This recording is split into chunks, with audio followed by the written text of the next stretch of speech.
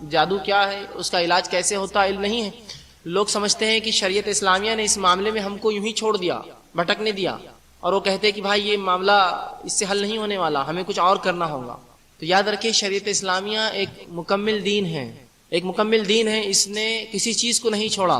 انسانی زندگی کے تعلق سے جو بھی مسائل ہے اس دین نے اس کو ایڈریس کیا، اس دین نے اس سے مخاطبت کی اور اس چیز کو بتایا، اور کس طرح سے صحیح عقیدہ رکھا جائے اور کیا چیز غلط ہے اس کے تعلق سے تفصیلات دی۔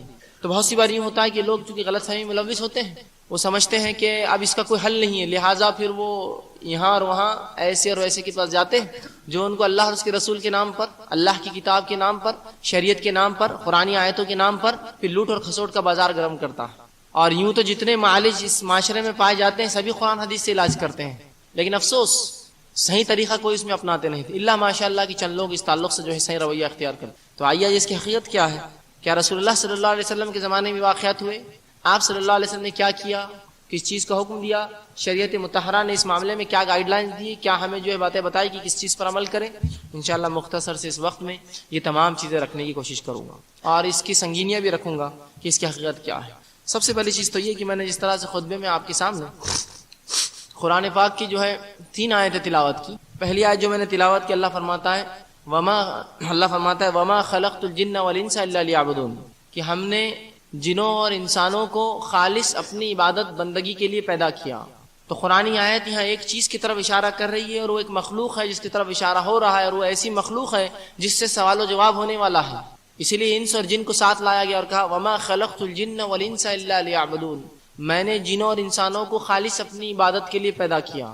تو گویا جن بھی کوئی ایک مخلوق ہے جو ہم جیسی ہے اور اسے انہی چیزوں کا حکم ہے جو ہمیں حکم ہے، اور وہ مکلف ہے اپنے رب کے سامنے، وہ جواب دہ ہے، اسے جواب دینا ہے اپنی کارکردگی اپنے اعمال کے اعتبار سے، اسی لیے کہا وما خلقت الجن والانس الا لیعبدون۔ دوسری مخلوقات کے تعلق سے اللہ نے یہ نہیں کہا، ہاں تمام اللہ کی دیگر مخلوقات وہ اللہ کی اطاعت، حمد و ثنا اور کبریائی بڑائی بیان کرتے رہتی ہے، صرف یہ 2 مخلوق ایسی اس کو اختیار ہے ایمان لائے یا کفر اختیار کرے، شریعت اسلامیہ پہ چلے یا منمانی کرے۔ تو کہا ان دونوں کو بھی میں نے عبادت کے لیے پیدا کیا جیسا تمام مخلوقات کو اپنی عبادت کے لیے پیدا کیا۔ اس طرح اللہ رب العزت سورہ ہجر کی آیت نمبر 27 میں فرماتا ہے اور کہتا ہے، اللہ فرماتا ہے وَالْجَانَّ خَلَقْنَاهُ مِنْ قَبْلُ نَارِ السَّمُومِ، کہ ہم نے جنوں کو انسان سے پہلے پیدا کیا، ہم نے جنوں کو انسان سے پہلے پیدا کیا اور بنا لو والی آنکھ سے پیدا کیا۔ تو یہاں ان کی تخلیق کے تعلق سے تفصیلات آ رہی ہے کہ ان کی تخلیق ہم نے کیسے کی۔ آدم کی تخلیق مطلب ہماری تخلیق مٹی سے ہوئی، فرشتوں کی تخلیق اللہ نے نور سے کی، جنوں کی تخلیق اللہ نے آنکھ سے کی، اور مختلف مقامات پر ان کے تعلق سے تفصیلات دی گئی اور بتایا گیا۔ تو یہاں فرمایا ہم نے جنوں کو اس سے پہلے، آدم سے پہلے جو ہے بنا لو والی آنکھ سے پیدا کیا، ناری سموم کے لفظ استعمال کیا، بنا لو والی آنکھ، اس سے ان کی تخلیق ہوئی۔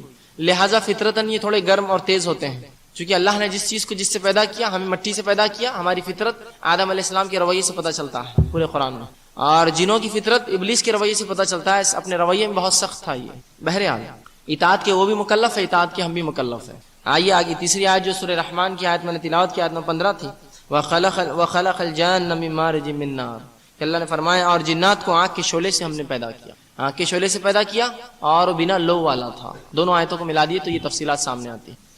تو گویا ان کی بھی تخلیق ہوئی اور یہ بھی ایک مکلف مخلوق ہے، رب کے سامنے جواب دہ ہے اپنے اعمال کے اعتبار سے۔ بہت سے لوگ سوال کرتے کہ جن مکلف ہے، سزا اور جزا؟ ہاں، ان کے تعلق سے بھی تمام وہی چیزیں جو ہمارے تعلق سے۔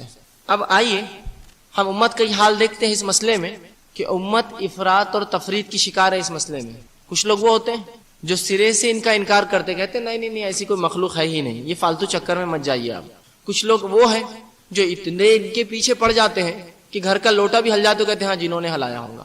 تو ایک افراط حدوں سے آگے، بس ہر چیز انکار کہ نہیں ایسا ہو ہی نہیں سکتا، جو دکھتا نہیں وہ کیسے ہو سکتا۔ اور دوسرے تفریط کہ بس کچھ بھی ہوا تو تقدیر قسمت کوئی ان کے پاس مانا نہیں، قدر اور قضا، بس جنہوں نے کیا ہوگا جادو سے ہوا فلاں۔ یہ دونوں کا موقف اور رویہ غلط ہے۔ آئیے شریعت کا اس میں کیا موقف ہے، شریعت ہمیں کیا چاہتی ہے، شریعت نے کیا معاملات دیے، میں آپ کے سامنے آج وہ رکھنے کی کوشش کروں گا۔ عموماً بہت سی باتیں اس درس میں ایسی آئیں گی، قابل غور بھی ہوں گی اور انسان کو تعجب میں بھی ڈالیں گے، لیکن یاد رکھیے یہ تمام کی تمام باتیں بدلیل آپ کے سامنے رکھنے کی کوشش کروں گا، یا تو اللہ کی کتاب سے اس کے حوالے دوں گا یا رسول اللہ صلی اللہ علیہ وسلم کی احادیث صحیحہ سے اس کے حوالے دینے کی کوشش کروں گا، لیکن ہوتا ہے۔ تو آئیے اب ان لوگوں کا موقوف جو انکار کرتے اس مخلوق کا اور کہتے نہیں ایسی کوئی مخلوق ہے ہی نہیں جو گرم مزاج آدمی مرد ہوتے ہیں یا آدمی ہوتے ہیں یا انس ہوتے ہیں انسان ہوتے ہیں، بس وہی جن یہاں مراد ہے. جبکہ رب العزت فرق کرتا وما خلقت الجن والانس، فرق کیا وخلق الجان، اور ہم نے جن کو پیدا کیا. یہاں فرق بتایا جا رہا ہے واضح، یہاں فرق واضح ہے. پھر بھی لوگ کہتے ہیں نہیں غصے والے انسان جن ہیں اور سادے انسان وہ انس ہے. یاد رکھیے اس کی کوئی دلیل نہیں ہے، یہ بنا سر پیر کی منمانی تفسیر اور بات ہے جو بہت سے لوگ آپ دیکھیں گے تفسیروں میں بھی یہ غلطی کر چکے ہیں. تو اللہ رب العزت نے ان دونوں کو الگ الگ گنوایا، سورۃ الجن میں ان کا واقعہ گنوایا، اور رسول اللہ صلی اللہ علیہ حدیث شریفہ میں بار بار اس کا تذکرہ آیا. پتہ نہیں پھر بھی امت کیوں اس معاملے میں افراد و تفرید کی شکار ہے. تو کچھ لوگوں کا موقف یہ ہوتا ہے کہ نہیں جو دکھتا نہیں ہے اس کو ہم مانتے نہیں ہیں. آج کے جدید دور کے اندر جدید سائنسی علوم کو پڑھ کر، عصری علوم حاصل کر کے وہ سمجھتے ہیں ہم نے بہت بڑا جو ہے خلا جیت لیا، اور اب ہم کو سب سمجھ میں آ گیا، سچ کیا ہے، جھوٹ کیا ہے، غائب کیا ہے اور ظاہر کیا ہے، باطن کیا ہے، بس ہم کو اب سب پتا ہے. لہٰذا جنوین کچھ بھی نہیں ہوتا، اس لیے کہ سائنس سے یہ پروف نہیں ہو سکتے. اور جب تک ہم کسی چیز کو دیکھتے نہیں ہم اقرار نہیں کرتے اس کا. ایسی بھی تھوڑے لوگ عقلی دلیل لڑاتے ہیں. آئیے ہم دیکھتے ہیں کیا واقعے میں انسان زندگی میں اپنے وہ چیز ہے جس کو دیکھ نہیں پاتا، چھو نہیں پاتا، محسوس نہیں کرتا، کیا انکار کرتا ہے؟ آئیے دیکھتے ہیں. ہم عام زندگی میں تو وہ چیزیں جن کو نہ چھو پاتے ہیں، نہ محسوس کر پاتے ہیں، نہ جان پاتے ہیں، ایمان رکھتا ہے. لیکن دین کے معاملے میں نہیں وہ تو سب دکھتے وکھتے نہیں، سب فالتو باتیں، وہ نہیں ماننا چاہیے. آئیے بتاتا ہوں. لوگ کہتے ہیں میرا بینک اکاؤنٹ ہے. میرا یہ سوال ہے کہ آپ نے کبھی دیکھا آپ کا بینک اکاؤنٹ کہاں رہتا ہے؟ کئی مینیجر کو بولی میرا بینک اکاؤنٹ بتائیے، وہ نہیں کچھ بینک اکاؤنٹ نہیں رہتا، سب ایک جگہ پیسہ جمع ہوتا، تم کو ایک پاس بک دیتے، چیک بک دیتے، بس یہی اکاؤنٹ جاؤ پاگل چالے مت کرو باقی بینک میں. تو آپ بولیں ارے میں بینک اکاؤنٹ کو مانتا ہی نہیں، وہ دکھتا ہی نہیں ہوتا. بینک اکاؤنٹ کسی نے دیکھا کہ آج تک؟ بڑے بڑے لوگوں کے اکاؤنٹس ہوتے کروڑوں کے، کسی نے دیکھا اپنا بینک اکاؤنٹ؟ نہیں. پھر بھی ایمان رکھتے ہیں اس پر. تعجب کی بات ہے، اللہ اور اس کے رسول کی باتوں سے انکار کرتے ہیں اور دنیا کی چھوٹی موٹی باتوں پہ اقرار کرتے ہیں، اور یہ مانتے ہیں کہ غائب میں بھی کچھ چیزیں ہوتی جو سمجھ میں نہیں آتی. لوگ کہتے ہیں کہ عام زبان میں مجھے بخار ہے. سوال یہ کیا بخار کو دیکھا کبھی؟ کیا چھوا اس کو تم نے؟ پھر کیسا مانتے ہو؟ مانتا نہیں بخار ہے جاؤ. آپ کہ نہیں وہ اس کی علامات سے محسوس ہوتا ہے، جسم گرم ہو جاتا ہے اور فلاں فلاں ہوتے، ہاتھ پیر دکھتے تو ہاں علامتوں سے ظاہر ہوتا ہے. تو بہت سی چیزیں ہم دیکھ نہیں پاتے دنیا میں، ان کی علامتوں سے اس پہ ایمان رکھتے ہیں. خود رب العزت کی ذات کس نے دیکھی؟ اللہ رب العزت قرآن میں سورہ بقرہ میں پہلی صفت متقین کی فرماتا ہے الذین یؤمنون بالغیب، ایمان لاتے ہیں غائب پر. غائب کیا ہے؟ جو دیکھ نہیں سکتے، جو چھو نہیں سکتے، یہی تو غائب ہے. اگر صحابہ کہتے نہیں جو دکھتا نہیں وہ تو ہم ایمان نہیں لا سکتے، تو ایمان بالغیب تو پورا ہی ایسا ہے. نہ اللہ کو کسی نے دیکھا، نہ فرشتوں کو کسی نے دیکھا، نہ نبیوں کو کسی نے اصلی شکل میں دیکھا، نہ کتابوں کو ہم نے دیکھا اصلی شکل میں جو لوح محفوظ پر ہے. اس کے علاوہ جو نہ ہم نے آخرت کو دیکھا، نہ تقدیر کو دیکھا. تو ایسی بہت سی باتیں ہوتی ہیں. نہ جنت دیکھا، نہ جہنم دیکھا، پھر بھی ایمان لاتے ہیں. تو اس طرح سے افراد و تفرید کے شکار نہ ہو. بہت سی چیزیں جس کو ہم دیکھ نہیں پاتے اس پر ایمان رکھتے ہیں. میرا سوال ہے، بہت سے بچے کیمسٹری سے پڑھتے ہیں، بایولوجی سے پڑھتے ہیں، ان کے سبجیکٹس ہوتے ہیں. وہ لوگ کیمسٹری کا ٹیچر جو بتاتا ہے اس پر ایمان لاتے ہیں، لیکن رسول اللہ کی باتوں پر ایمان نہیں لاتے ہیں. اس نے کہہ دیا کہ یہ پروٹونس ہے، یہ نیوٹرونس ہے، یہ الیکٹرونس ہے، ایمان لا لیا. میرے سوال یہ کیا کسی نے دیکھا آج تک ایک نے بھی ہم میں سے پروٹون، نیوٹرونس، الیکٹرونس کیسے ہوتے ہیں؟ ایمان لائے. لیکن رسول اللہ کی اور اللہ کی کتاب کی بات آئی تو کیوں یہ اقرار، یہ انکار کا جو ہے رویہ اختیار؟ نہیں ثابت نہیں، چھوڑ دو. سوال ہے میرا، لوگ مائکرو بایولوجی پڑھتے ہیں، جراثیموں کے بارے میں علم حاصل کرتے ہیں. سوال یہ ہے آپ میں سے کتنے ہم میں سے جس نے جراثیم کو واقع میں دیکھا ہے لیکن اس پر ایمان تو لاتے ہیں؟ جراثیم لگ گئے تو بیماری آتی ہے، فلاں ہو گیا تو فلاں ہوتا ہے. سوال یہ جراثیم دیکھا کس نے؟ تو یہاں تو اقرار کرتے ہیں جراثیم کا. تو سوال یہ شریعت کی بہت سی باتیں ہیں جو چھو نہیں سکتے، دیکھ نہیں سکتے، محسوس نہیں ہوتی، لیکن ایمان لاتے ہیں. انہی میں سے یہ بھی ایک ہے جنوں پر ایمان. تو اب یہ نہ کہیں کہ جو دیکھ نہیں سکتے، چھو نہیں سکتے تو وہ ہوتا نہیں، ورنہ پھر بہت سی چیزیں نا جو دیکھ سکے آج تک ہم نہ چھو سکے لیکن ایمان لاتے ہیں دنیا میں. یہ تو فلاں نے کہا، یہ تو پروفیسر نے کہا، یہ تو ٹیچر نے کہا. نیوٹن کے لاز مانتے ہیں. میں سمجھتا ہوں حدیث رسول پہ اس سے بھی کمزور ایمان ہوتا ہے ہمارا. نیوٹن کے لاز کو جتنے پکا مانتے ہیں کہ first law of Newton, second law of Newton and third law of Newton, جتنا ایمان اس پر ہے رسول اللہ کی حدیث پر اس سے کم ایمان ہے ہمارا. نہیں یہ سمجھ میں نہیں آ رہا، یہ تو پلے نہیں پڑتی، اس کا تو کوئی وجود ہی نہیں دکھتا ہمیں، ہم نے تو کبھی نہیں دیکھا. جب تک چھوئے نہیں ہم اس کو مانیں گے نہیں. تو یہ رویہ مت اختیار کیجیے شریعت کے معاملے. شریعت ہماری عقلوں سے بہت اونچی، بہت پاک اور بہت اعلیٰ ہے. ہاں یہ کہیے اللہ میرا ذہن اتنا قاصر ہے، سمجھ نہیں پا رہا ہے، تو مجھے ہدایت دے کہ میں تمام چیزوں کو سمجھ سکوں. بہرحال تو بہت سی چیزیں دنیا میں ہوتی ہیں جو ہم ایمان لاتے ہیں لیکن ان کو کبھی دیکھ نہیں پاتے اور چھو نہیں سکتے. انہی میں سے ایک چیز ہے جنوں کا وجود. جنوں کا وجود یہ اللہ کی مخلوق ہے. رسول اللہ صلی اللہ علیہ وسلم ان کے تعلق سے حدیث میں فرماتے ہیں اور کہتے ہیں، مسلم کی روایت ہے، اللہ نے جو ہے فرشتوں کو نور سے پیدا کیا، جنوں کو آنکھ سے پیدا کیا اور آدم کو اس چیز سے پیدا کیا جس کے تعلق سے بتا دیا گیا ہے، مطلب اللہ کی کتاب میں ذکر کر دیا گیا ہے، مطلب مٹی سے پیدا کیا۔ تو یہاں 3 مخلوق کو الگ الگ گنوایا، ایک فرشتوں کا تذکرہ کیا، نور سے پیدا کیا۔ یہ مکلف نہیں اللہ کیا تھا، یہ مکلف، یہ اس کے جواب دہ مخلوق نہیں، یہ تو وہی کرتی جو اللہ چاہتا ہے، اطاعت گزار مخلوق، اس کو چوائس بھی نہیں، کوئی اختیار نہیں اچھے اور برے کا، اس کو تو چھوڑ دیجئے۔ رہا دوسرے کا تذکرہ آ رہا ہے کہ ہم نے جنوں کو آنکھ سے پیدا کیا، بالکل الگ الفاظ استعمال ہو رہے، یہ نہیں کہا فرشتے اور جن ایک ہے یا انسان اور جن ایک ہے، جنوں کو ہم نے آنکھ سے پیدا کیا اور انسان کو اس چیز سے جس کا اللہ کی کتاب میں تذکرہ کر دیا گیا ہے، مطلب وہ مٹی سے پیدا کیے۔ آگے ہم دیکھتے ہیں، جب یہ بات ہمارے سمجھ میں آ گئی کہ یہ جن بھی اللہ کی ایک مخلوق ہے، یہ بھی مکلف ہے، اب آئیے ان کے تعلق سے چند باتیں رکھتا ہوں۔ مقصد یہ نہیں ہے کہ آپ کو ڈراؤں اور گھبراؤں، اکثر جب بھی جنوں کی بات آتی ہے لوگ آس پاس دیکھتے ادھر بیٹھا ہوا تو نہیں کوئی، اور بیٹھا تو باہر گیا تو دکھ رہا کہ نہیں میرے کو، تو بھاگ گیا بولے تھا ایک آیا تھا، غلط فہمیاں ہوتی بہرحال۔ تو انشاءاللہ عزیز چند باتیں رکھوں، مقصد نہ ڈراؤں، نہ یہ ہے کہ آپ کو خواہ کی کسی مشکل میں ڈالوں، بلکہ مقصد یہ ہے کہ صحیح علم دو، جس کی وجہ سے، جس کا علم نہ ہونے سے عقیدوں میں بگاڑ آتا ہے، تو عقیدوں میں بگاڑ نہ آئے بول کر یہ بات میں آپ کے سامنے رکھ رہا ہوں، تاکہ جب بھی کوئی مسئلہ ہو ہم اس چیز کو جان لیں، اس چیز کو سمجھ لیں۔ ورنہ عموماً اس اللہ کی مخلوق کے تعلق سے بڑی غلط فہمیاں اس حد تک کہ ہم مسجد میں سوئے تو اٹھا کے پھینک دیا کسی نے۔ سوال یہ ہے یہ بھی اللہ کی مخلوق ہے، اور اگر یہ عبادت کے لیے کسی مسجد میں آئے تو آپ کو کیوں پھینکیں گے بیچارے؟ عجیب واقعات، عجیب کہانیاں، قصے، فلسفے اور باتیں ان کے تعلق سے ہوتی ہے، عجیب ناموں اور القابوں سے ان کو پکارا جاتا ہے، کوئی ان کو جن بولتا ہے تو کوئی بھوت بولتا ہے تو کوئی پریت بولتا ہے تو کوئی اس طرح کی جو مذکر اور مؤنث بھوت ہوتے ہیں، اور کوئی کہتا ہے کہ بغیر سر کا، اور پتہ نہیں کیا فلسفے لوگوں نے گڑھ لیے ہیں۔ آئیے آج اس کی حقیقتوں کو ہم دیکھتے ہیں، اس کی حقیقتوں کو جاننے کی جو ہے میں کوشش آپ کے سامنے رکھنے کی کوشش کروں گا۔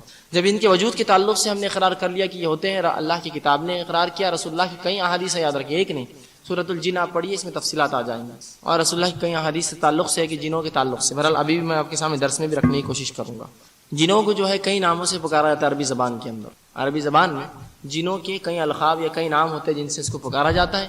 کچھ نام خود قرآن نے لیے، کچھ نام خود رسول اللہ نے لیے، اور کچھ نام جو عربی زبان میں عام تھے جو آج انگلش زبان میں بھی آتے ہیں، وہ چیز ہے۔ پہلی چیز تو یہ، جنوں کو سب سے مشہور اور معروف نام جس سے پہچانا جاتا ہے وہ جنی ہے، انگلش میں بھی یہ نام سے جنوں کو پکارا جاتا ہے، وہ عربی کا لفظ ہے جنی، چھوٹے جن کو کہا جاتا ہے۔ تو جو ہے یہ جو ہے اس کو اسپیکر کے پاس رکھو، تو رسول اللہ سے تو یہ لفظ ثابت نہیں، لیکن عربوں کے اندر یہ نام ہوا کرتے ہیں جنوں کی، کچھ احادیث ثابت ہے اس کا بھی تذکرہ کرتا چلوں گا، اور جو نہیں ہے وہ بھی کرتا چلوں گا۔ تو جنی کہا جاتا ہے جنوں کی عام قسم کو، یا جن جس کو کہتے ہیں، انگلش میں بھی یہ لفظ جنی آتا ہے، الادین اور اس کا جنی لفظ استعمال ہوتا ہے انگلش زبان میں، جنی یہیں عربی سے جاتا ہے۔ اسی طرح کچھ جن ہوتے ہیں جن کا نام جو ہے عامر ہوتا ہے، کچھ کو ارواح کہتے ہیں، اب میں اس لیے رکھ رہا ہوں کہ نام سے ہی شروعات ہوتی ہے کسی بھی چیز کی، کچھ کو ارواح کہا جاتا ہے، ٹھیک ہے۔ اسی طرح یہ ارواح انہیں کہتے ہیں جو انسانوں کو راستے میں تکلیف دیتے ہیں، دروں کے اندر آ کر، جس کو روح بولتے ہیں، ہم روح بھٹک رہی اس طرح سے، ارواح عربی میں کہتے ہیں، یہ آ کے لوگوں کو تکلیف دیتے ہیں، جو لوگ مر چکے ہوتے ہیں ان کے چہروں میں آ کر انسانوں کو ڈراتے ہیں، دھمکاتے ہیں، یا پھر نئی باتیں سکھاتے ہیں، تو اس طرح کی یہ کام کرتے ہیں۔ اسی طرح جو ہے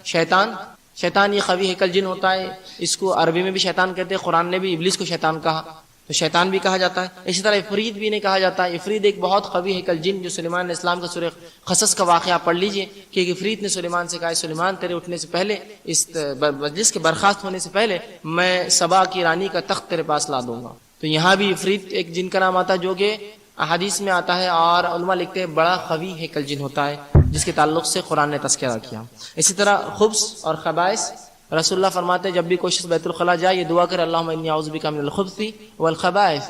تو خبث اور خبائث جنوں کی وہ نسل رسول اللہ فرماتے ہیں جو بدترین قسم ہے، جو انسانوں کو جب وہ ننگے ہوتے ہیں جب تاڑتی ہے، جب دیکھتی ہے، جب تکلیف پہنچاتی ہے۔ تو جب بھی حمام میں جایا کرو، بیت الخلاء اور پیخانوں میں جایا کرو، رسول اللہ فرماتے ہیں یہ دعا ضرور پڑھ لیا کرو، اللہم انی اعوذ بک من الخبث والخبائث، کہ اللہ میں پناہ مانگتا ہوں تجھ سے یہ غلیظ نسل جنوں کی، خبث ان کے مذکر سے اور خبائث ان کے مؤنث سے، دونوں سے۔ جن مطلب ان کے اندر مذکر اور مؤنث، میل فیمیل بھی ہوتے ہیں، جس طرح ہم میں ہوتے ہیں، مردوں کے اندر عورت اور مرد ہوتے ہیں، اسی طرح ان میں بھی ہوتے ہیں۔ تو یہاں رسول اللہ نے دعا سکھائی ان سے پناہ مانگنے کی، بچنے کی۔ تو یہ چند نام تھے جو قرآن حدیث میں اور عربی زبان میں مشہور اور معروف ہے جنوں کے۔ آئیے اب دیکھتے ہیں ان کی قسمیں کیا ہے۔ حاکم کی روایت ہے، آپ صلی اللہ علیہ وسلم فرماتے ہیں جنوں کی 3 قسمیں ہوتی ہیں۔ 3 قسم کے ہوتے ہیں، ایک وہ ہوتے ہیں جو اڑتے پھرتے ہیں، اس سے بھی ایک صفت پتہ چلتی ہے ان کی کہ اڑ سکتے ہیں، جو اڑتے پھرتے ہیں۔ دوسرے فرماتے ہیں آپ صلی اللہ علیہ وسلم جو شکلوں میں ہوتے ہیں، مختلف شکلوں میں، سانپ، کتے کی شکل میں، حدیث میں الفاظ بالخصوص آئے ہیں، سانپ اور کتوں کی شکل میں ہوتے ہیں، تو مطلب دوسری قسم شکلوں میں ہوتے ہیں۔ تیسری رسول اللہ صلی اللہ علیہ وسلم فرماتے وہ ہیں جو کبھی کہیں ٹھہرتے ہیں اور کبھی سفر کرتے ہیں، کبھی رکتے ہیں اور کبھی چلتے ہیں. تو یہ 3 قسمیں رسول اللہ صلی اللہ علیہ وسلم نے بتائی ان کی رہائش کے اعتبار سے. ایک وہ جو اڑتی پھرتی ہے، دوسری قسم وہ جو جانوروں کی شکل میں یا کسی شکل میں آتی ہے. لیکن میں پھر کہوں گا ہر چیز پر یہ شک مت کیجیے آپ کی جن تو نہیں ہے کہیں، ورنہ کوئی کتا آ کے آپ کے سامنے کچھ کھا رہا بڑے جان دو چھیڑو مت، پتہ نہیں جن تو نہیں ہو. یہ معنی نہیں یاد رکھیے. آگے رکھوں گا اس کی تفصیلات، آگے تفصیلات رکھوں گا کہ شکلیں کب لیتے ہیں اور کیا نقصان ان کو ہوتا ہے اس میں. بہرحال تیسری وہ شکل ہوتی ہے جنوں کی جو کسی مقام پر کبھی ٹھہرتی ہے اور کبھی جو ہے سفر کرتی ہے، نکل جاتی ہے، مطلب خانہ بدوش جس کو کہیں گے، رکتے ہیں اور چلے جاتے ہیں. تو بہرحال رسول اللہ صلی اللہ علیہ وسلم نے ان تینوں قسموں کا تذکرہ کیا. اب آئیے پہلی چیز تو یہ جان لیں، جب اڑنے کے تعلق سے ان کی حدیث آتی ہے، اللہ رب العزت نے ان کو بہت تیز اڑنے کی صلاحیتیں دی ہے. یہ پہلے آسمان تک رسائی کر سکتے ہیں چند سیکنڈ یا چند منٹوں میں، جس کو ہم کہیں گے. اتنی قوت ان کو اللہ رب العزت نے دی ہے. اور یاد رکھیے اللہ جب بھی کوئی نعمت دیتا ہے اس کا سوال بھی کرے گا. اللہ رب العزت نے فرما دیا سورہ تکاثر میں کہ جو نعمتیں دی جائیں گی اس کے تعلق سے تم سے سوال ہوگا. تو جن اور ان کو جو نعمتیں دی گئی سوال ہوگا. اگر صحیح استعمال ہوتا ہے تو فائدہ ہوگا، غلط استعمال کرتا ہے تو اس کو جواب دہ ہے. تو ان کی صلاحیتوں میں یہ ہے جیسے رسول اللہ اڑتے پھرتے ہیں، یہ پہلے آسمان تک رسائی کر سکتے ہیں. دوسری جو شکلوں میں ہوتے ہیں، یاد رکھیں جن کبھی بھی شکل بآسانی نہیں لیتے، اس لیے کہ جب یہ کسی شکل میں آ جاتے ہیں تو پورے طبعی قوانین، فزیکل لاز ان پہ لاگو ہو جاتے ہیں. مثال کے طور پر ایک جن نے کتے کی شکل لی اور کسی نے کتے کو مار دیا تو وہ ختم ہو جائے گا. تو تمام طبعی قوانین اس پہ لاگو ہو جا سکتے، وہ انسان کی نظروں کے سامنے اپنی اہلیت کو بدل نہیں سکتے. وہ ایک مقام پر اللہ نے ان کو رکھا ہے، اس مقام سے بدل کر یہاں آتے ہیں. تو ایسا نہیں ہو سکتا کہ کوئی کتا آپ کو دیکھ کر یوں غائب ہو جائے. تمام طبعی قوانین اس پر لاگو ہو جاتے ہیں. تو کوئی جن اتنی بڑی غلط فہمی نہیں کرتا عموماً. گو یہ کر سکتے ہیں، گو یہ روپ لیتے ہیں، انسانی شکل بھی لیتے ہیں. ابو ہریرہ رضی اللہ عنہ کی بخاری کی روایت میں وہ غلہ چرانے آیا، جو کھجور جمع کی گئی تھی عید الفطر صدقے کی، فطرے کی، وہ کھجوریں چرانے آیا تھا. تو انسانی شکل میں آیا، لیکن جو ہی ابو ہریرہ رضی اللہ عنہ اس کو پکڑا تو مجبور ہو گیا کیونکہ وہ طاقت میں کم تھا ان سے. تو کہا مجھے چھوڑ دو، معاف کر دو. تو پتہ چلا تمام طبعی قوانین اس پر لاگو ہو جاتے ہیں جب وہ شکل لیتا ہے. تو عموماً شکل نہیں لیتے، یاد رکھیں عموماً شکل نہیں لیتے، لیکن لے سکتے ہیں خصوصاً، کوئی حرج نہیں اس کے اندر، ٹھیک ہے. لیکن ہر چیز کو اسی کی طرح منسوب کرنا، بلی ہے تو یہ تو کہ جن تو نہیں ہے، کتا ہے تو یہ جن تو نہیں ہے. یاد رکھیے ہمارے محلوں کے اندر کتوں کے ساتھ جو سلوک ہوتا ہے، کبھی کوئی جن یہ رسک نہیں لے گا اپنے بدل کر مسلمان محلے سے گزرنے کا. ہمارے بچے تو جیسا دیکھتے رہتے، کراس گرفت میں آئے پتھر تیار رہتا، اس کو معلوم کتے کو کہ یہاں پھٹکے پڑنے والا یہ محلے کے اندر، وہ بیچارہ دبتے ہوئے نکلتا. تو کوئی بھی جن یہ رسک نہیں لیتا. گو یہ شکل لے سکتا ہے، لیکن تمام طبعی قوانین جو لاگو ہو جاتے ہیں وہ اتنی بڑی غلطی نہیں کرتا عموماً. لیکن ہاں خصوصی طور سے یہ کام وہ کر سکتے ہیں. جیسے کہ ابو ہریرہ رضی اللہ عنہ کے حدیث میں آتا ہے کہ یہ بھوکا تھا، اس کی بیوی بچے بھوکے تھے، وہ آیا اور کچھ کھجوریں چرانے لگا. آپ نے پکڑ لیا اور کہا آج تو رسول اللہ کے پاس تجھے پیش کر، کہا مجھے معاف کر دو، بہت بھوکا غریب آدمی ہوں، بچے بھوکے تھے، کچھ لے جا رہا ہوں. کہا ٹھیک ہے کل نہیں آنا. اس نے وعدہ کیا کل نہیں آؤں. جب فجر ہوئی رسول اللہ کو بتایا، اللہ کے رسول صلی اللہ علیہ وسلم نے کہا کہ وہ آج بھی آئے گا. ابو ہریرہ رضی اللہ عنہ کہتے اب تو میں مستعد ہو گیا، رسول اللہ نے کہہ دیا تھا آج آئیں گا. جب رات ہوئی تو میں انتظار میں تھا اور واقعے میں آیا ہوں. میں نے پکڑا اس کو کہا آج تو رسول اللہ کے پاس لے جا کر ہی رہوں گا تجھے، آج بھی چوری. تو کہا نہیں میں بہت پریشان حال ہوں، مجھے معاف کر دو، اب نہیں آؤں گا، وعدہ کرتا ہوں. کہا ٹھیک ہے. رسول اللہ صلی اللہ علیہ وسلم فجر میں پوچھا ابو ہریرہ کیا ہوا؟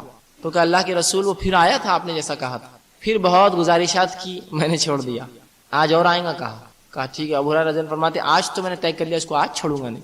جب آیا ہو تو بحران پکڑ لیا، کہا آج مجھے یقین تھا رسول اللہ نے بتایا تو آئیں گا، آج تو رسول اللہ کے پاس ضرور لے جا کے سزا دلاؤں گا. تو کہا نہیں میں تمہیں ایک ایسی بات بتاؤں گا جس کو اگر تم پڑھ لو تو 2 فرشتے جو ہے رات بھر تمہاری حفاظت کرتے فجر تک. کہا کیا ہے؟ تو کہا جب بھی تم سو آیت الکرسی پڑھ کر سو، کوئی جن اور کوئی انسان جو ہے تمہیں تکلیف یا جو کوئی جن تمہیں تکلیف نہیں پہنچا سکیں گے، اللہ کے 2 فرشتے تمہاری حفاظت فجر تک کریں گے. جب یہ کہہ کے چلے گا ابو ہریرہ رضی اللہ عنہ صبح فجر میں پہنچے. کہا کیا ہوا آج تمہارے غلام تمہارے قیدی کا؟ کہا رسول اللہ آج بھی آیا تھا، میں نے تو پکڑ لیا اس کو، آپ نے چونکہ کہا تھا، لیکن بہت گزارشات کی اور کچھ چیزیں مجھے بتا کر گیا، میں نے چھوڑ دیا. کہا کیا کہا؟ تو کہا کہ اس نے کہا کہ جو شخص آیت الکرسی پڑھے رات میں سونے سے پہلے 2 فرشتے حفاظت کرتے. تو کہا ہاں یہ بات اس نے سچ کہی، لیکن وہ اکثر جھوٹ کہتا ہے. اے ابو ہریرہ تمہیں پتا ہے کہ تمہارا قیدی کون تھا؟ تو کہا اللہ و رسول عالم، اللہ اس کے رسول جان ہمیں کیا معلوم تھا کیا تھا. کہا وہ شیطان تھا، وہ اکثر جھوٹ بولتا ہے لیکن اس معاملے میں سچ کہا، اس معاملے میں سچ کہا. اس حدیث سے ایک اور بات نکلتی ہے عنوان سے متعلق، لیکن بتا دوں کہ شیطان بھی سچ بات کہے تو ماننا چاہیے. رسول اللہ نے اس کے اوپر صداقت دے دی، سند دے دی کہ شیطان تھا لیکن سچ بات کہی، اٹیسٹیفیکیشن ہو گیا، ٹھپا مل گیا اس کو. بہت سے لوگ کہتے ہیں ان کی بات نہیں سننا چاہیے، ان کا ہمارے جماعت سے تعلق نہیں، اس سے تعلق نہیں. وہ سب نہیں یاد رکھیے. حق بات جو بھی بولے، کوئی بھی انسان بولے، اس کو لینا چاہیے ہمیشہ، حق ہوتا ہے، ٹھیک ہے. اور باطل پھر کوئی بھی بولے کتنا ہی بڑا اور چھوٹا آدمی ہو اس کو چھوڑ دینا چاہیے. اس حدیث نے بہرحال یہ چیز ہی بتائی ہم کو کہ حق بات جو بھی رہے. شیطان تھا جھوٹ بولتا لیکن کہا اس بار سچ کہا, رسول اللہ نے اس کو دے دیا. تو اللہ اور اس کے رسول کی سند آ جائے کسی کی بات پر تو وہ بات حق ہو گئی. پھر یاد رکھیے اس کو جھٹلایا نہیں جا سکتا. نہیں انہوں نے بولے اس لیے چھوڑ دینا صحیح بات نہیں. بہرحال یہ تو ان کی اقسام تھے. اسی طرح کچھ جانور ہوتے ہیں جو ان کو دیکھ سکتے ہیں. رسول اللہ صلی اللہ علیہ وسلم فرماتے ہیں, ابو داؤد کی روایت ہے, جب تم رات میں سو اور کتے کو بھونکتا ہو یا روتا ہو سنو یا گدھا چلائے تو پناہ مانگو اللہ میں شیطان مردود سے. یہ وہ چیزیں دیکھتے ہیں جو تم نہیں دیکھتے. یہ وہ چیزیں دیکھتے ہیں گدھا اور کتا جو تم نہیں دیکھتے. تو لہٰذا جب بھی سو یا جب بھی ان کی آواز سنو رات میں تو اللہ میں پناہ مانگو شیطان مردود سے. مطلب یہ دو جانور شیاطین کو دیکھتے ہیں. ٹھیک. اب آئیے دنیاوی دلیل بھی دیتا ہوں اس کی, دنیاوی دلیل بھی دیتا ہوں اور ایک چیز سمجھانے کی کوشش کرتا ہوں. اگر بات سمجھ میں آ جائے تو بہت اچھی بات. ہم لوگ میلے اور ٹھیلوں میں جاتے ہیں, میلے اور ٹھیلوں میں جاتے ہیں. میلے اور ٹھیلوں میں کچھ شوز ہوتے ہیں, شو ہوتے ہیں نا. بالخصوص دو ہی شو ہوتے ہیں, کتے کا شو یا گدھے کا شو. غور کیا کبھی آپ نے اس چیز پر؟ آپ کہیں بھی جائیے, کوئی بھی جو میلے فیئرس لگتے ہیں ان میں دو چیز جانوروں کے شو ہوتے ہیں بالخصوص, ایک کتے کا شو ایک گدھے کا شو. کتے کا شو کیا ہوتا ہے, ایک آیا ایک نہیں آیا تو کتا برابر جا کے ہاتھ رکھ دیتا ہے, بولتے ہو کتے کو بھی غائب کا علم ہے دیکھو کہ وہ کہاں سے آیا معلوم ہے. یا گدھے کا شو ہوتا ہے, وہ بولتا ہے دیکھو اس میں سے کون سی عورت ہے, اس کا 10 روپیہ صرف. وہ گدھا برابر جا کے کھڑے ہو کے ہی نہیں آتا, ہاں دیکھو برابر. وہ عورت سے پوچھا تو بولتی ہاں 10 روپے تھے میرے پاس. تو آپ بولتے واہ واہ کیا گدھا ہوشیار ہے, یہ کیا کتا. اندازہ لگائیے یہ گدھا ہمیں گدھا بنا رہا ہے, اصل بولے تو پاڑ کر رہا ہے, کھلواڑ. اس لیے کہ یہ دو وہ جانور ہیں جو شیطان کو دیکھ سکتے ہیں. تو ان کا مالک, ان کا آقا شیطان کے ذریعے ان سے یہ کام کر رہا ہے. وہ اپنی زبان موکل کہتے ہیں لیکن شریعت میں ان کا قید کرنا, ان کو بند کرنا جائز نہیں. انشاءاللہ تفصیلات آگے آئیں گی. تو وہ اس کو قید کر کے رکھتا ہے. پھر اس گدھے اور اس کتے کو بولتا ہے, اس گدھے اور کتا جو شیطان کو دیکھ سکتے ہیں حدیث میں آتا ہے, پھر اس شیطان کو بولتا ہے کون ہے اس میں, اس کا 10 روپے. وہ شیطان جا کر جیبا ٹٹول کر دیکھ لیتا ہے, آ کر گدھے کو پکڑ کے لے جاتا ہے. یہ آدمی گدھا جا کے کھڑے ہو جاتا ہے, انسان کو گدھا بناتا ہے. اور مسلمان ماں باپ خوشی سے دکھا رہے ہیں, حیثیت ہم کم کر رہے ہیں کہ انسانوں کی ہم کو نہیں, گدھے کو معلوم ہے تمام باتیں. عجیب بات. اس لیے کہ عقیدے کا بگاڑ ہے, شیاطین کے ذریعے کام کرواتا ہے. اور تعجب ہے گدھے اور کتے کے علاوہ کوئی جانور آپ کو کبھی نہیں ملے گا. میں شرط دیتا ہوں آپ کو, شرطیہ بات کرتا ہوں آپ کو, چیلنج کرتا ہوں, گدھے اور کتے کے علاوہ کوئی جانور استعمال نہیں ہوتا جادو میں. کیوں؟ رسول اللہ فرماتے ہیں یہ وہ دو جانور ہیں جو وہ دیکھتے ہیں جو تم نہیں دیکھتے. یہ شیطان کو دیکھتے, انہی کے ذریعے یہ لوگ شوز کراتے ہیں اور مسلمان معصوم بچوں کے عقیدے بگاڑتے ہیں. تو ماں باپ کا یہ کام ہے. گو تھوڑی دیر کے لیے انٹرٹینمنٹ ہوتا ہے لیکن بچے کو کیا تصور دے رہے ہیں آپ کہ اللہ کے علاوہ بھی یہ سب چیزیں جاننے والا کوئی ہے, وہ بھی ایک گدھا اور کتا. وہ شیطان کے ذریعے کام کرتا ہے لیکن اب بچوں کو کون بتائیں گا یہ بات. عقیدے تو خراب ہو جاتے ہیں اس. تو اس معاملے میں احتیاط کریں. آئیے ان کا اور ہمارا تعلق کیا ہے, ان کا ہمارا معاملہ کیا ہے, ان کی ہماری شروعات کیا ہے, ان کا ہمارا جھگڑا کیا ہے. یہ بات بھی بڑی اہم ہے. شروعات ان کی یوں ہوئی, اللہ رب العزت قرآن میں فرماتا ہے جیسا کہ ہم سب جانتے ہیں, رسول اللہ صلی اللہ علیہ وسلم حدیث میں بھی آتا ہے, اللہ نے ابلیس کو, شیطان کو آدم سے پہلے پیدا کیا. بخاری مسلم اور ترمذی کی حدیث کا مجموعہ ہے. آپ صلی اللہ علیہ وسلم فرماتے ہیں جب اللہ نے آدم کی تخلیق شروع کی تو یہ آ کے آدم کے اطراف گھوما کرتا. اللہ جب آدم علیہ السلام تخلیق کر رہے تھے تو وہ گھومتا اور آدم علیہ السلام کو بجاتا. اور جب بجاتا تو آدم علیہ السلام اندر سے کھوکھلے تھے, مٹی کا پتلا جو تھا آپ کا کھوکھلا تھا. تو جب بجاتا تو اس کو یقین ہو گیا کہ جو مخلوق بن رہی ہے کمزور ہوں گی اندرونی طور سے, اسی لیے اتنے آسانی سے ہمارے باپ آدم علیہ السلام کو اس نے بہکایا. تو وہ جانتا تھا جو مخلوق بن رہی ہے وہ مخلوق کمزور ہوں گی, اپنے اعتبار سے کمزور ہوں گی, وہ بہت جلدی باتوں میں آئیں گی. ٹھیک ہے. اور بہرحال وہ جانتا تھا, وہ بجاتا اور بار بار آدم علیہ السلام کے اطراف ارد گرد گھوما کرتا. رسول اللہ فرماتے ہیں گھوما کرتا, اور یہیں سے اس کو کچھ نہ کچھ کوفت اور جلن شروع ہوئی, جس کا نتیجہ تب نکلا جب اللہ رب العزت نے حکم دیا فرشتوں کو جھکنے کا آدم کے سامنے, اور ابلیس کو بھی بہرحال وہ حکم تھا. اب یہاں غلط فہمی امت میں جو پائی جاتی وہ یہ ہے کہ ابلیس جو ہے یہ پہلا فرشتہ تھا, لوگ سمجھتے ہیں, اور پہلے آسمان میں پتہ نہیں کتنے ہزار سال عبادت کیا, دوسرے آسمان میں کتنے ہزار سال عبادت کیا, ادھر سے ادھر جھولا لیتا تو 70,000 فرشتوں کو تعلیم دیتا, ادھر سے ادھر جھولا لیتا تو 70,000 فرشتوں کو تعلیم دیتا. ایک دن جل گیا آدم سے, جل گیا تو پھر بغاوت کر دی, مخالفت کی, فرشتوں کی گینگ لے کے نکل گیا وہاں سے. جبکہ فرشتوں کے تعلق سے ہمارا ایمان ہے. اللہ رب العزت سورہ ممتحنہ میں فرماتا ہے وَيَفْعَلُونَ مَا يُؤْمَرُونَ, فرشتے وہ ہے جو انہیں حکم دیا جاتا ہے وہ کر گزرتے ہیں, ان کی چوائس نہیں ہے, کچھ بھی سوچتے نہیں وہ ایسا یا ویسا. ٹھیک ہے. تو یہ بہت بڑی غلط فہمی ہے کہ ابلیس کو فرشتہ سمجھ, جبکہ اللہ رب العزت نے اعلان کر دیا سورہ کہف کی آیت نمبر 50 میں وَإِذْ قُلْنَا لِلْمَلَائِكَةِ اسْجُدُوا لِآدَمَ فَسَجَدُوا إِلَّا إِبْلِيسَ وَكَانَ مِنَ الْجِنِّ فَفَسَقَ عَنْ أَمْرِ رَبِّهِ. واضح آیت ہے. وَإِذْ قُلْنَا لِلْمَلَائِكَةِ اسْجُدُوا لِآدَمَ, جب ہم نے حکم دیا فرشتوں کو کہ جھکو آدم کے سامنے, تو تمام کے تمام جھک گئے، الا ابلیسا، سوائے ابلیس کے، وکان من الجن، وہ جنوں میں سے تھا، ففسق عن امر ربی، اپنے رب کے حکم کی خلاف ورزی کیا، نافرمانی کیا۔ تو اس آیت نے وضاحت کر دی۔ یہ آیت آنے کے بعد بھی پھر کوئی اختلاف کرے کہ یہ فرشتہ تھا یا جن تھا، بہت بری بات ہے، کہ تو اللہ نے یہاں وضاحت کر دی، وکان من الجن، وہ جنوں میں سے تھا اور اپنے رب کے حکم کو ٹالا، انکار کیا، فاسق تھا۔ تو یہ غلط فہمی کا بہرحال ازالہ ہو گیا۔ تو ان کی دشمنی ہم سے جو ہے ابد سے ہے، شروع سے ہے، ازل سے ہے اور ابد تک رہیں گی۔ بہرحال شروع سے ان کی ہماری جو ہے دشمنی ہے۔ اب اللہ رب العزت نے جب جھکنے کا حکم دیا تو نہیں جھکا اور کہا انا خیر، میں اچھا ہوں آدم سے۔ اس لیے میں اچھا ہوں آدم سے کیوں کہا؟ مفسرین لکھتے ہیں وہ اس لیے کہا کہ آگ اوپر کی طرف اٹھتی ہے تو اس نے کہا میں خیر ہوں، جبکہ مٹی کہیں سے پھینکو نیچے کی طرف چلے جاتی ہے۔ جبکہ اس کا یہ بولنا میں خیر ہوں یہ بھی غلط تھا عقلی اعتبار سے بھی۔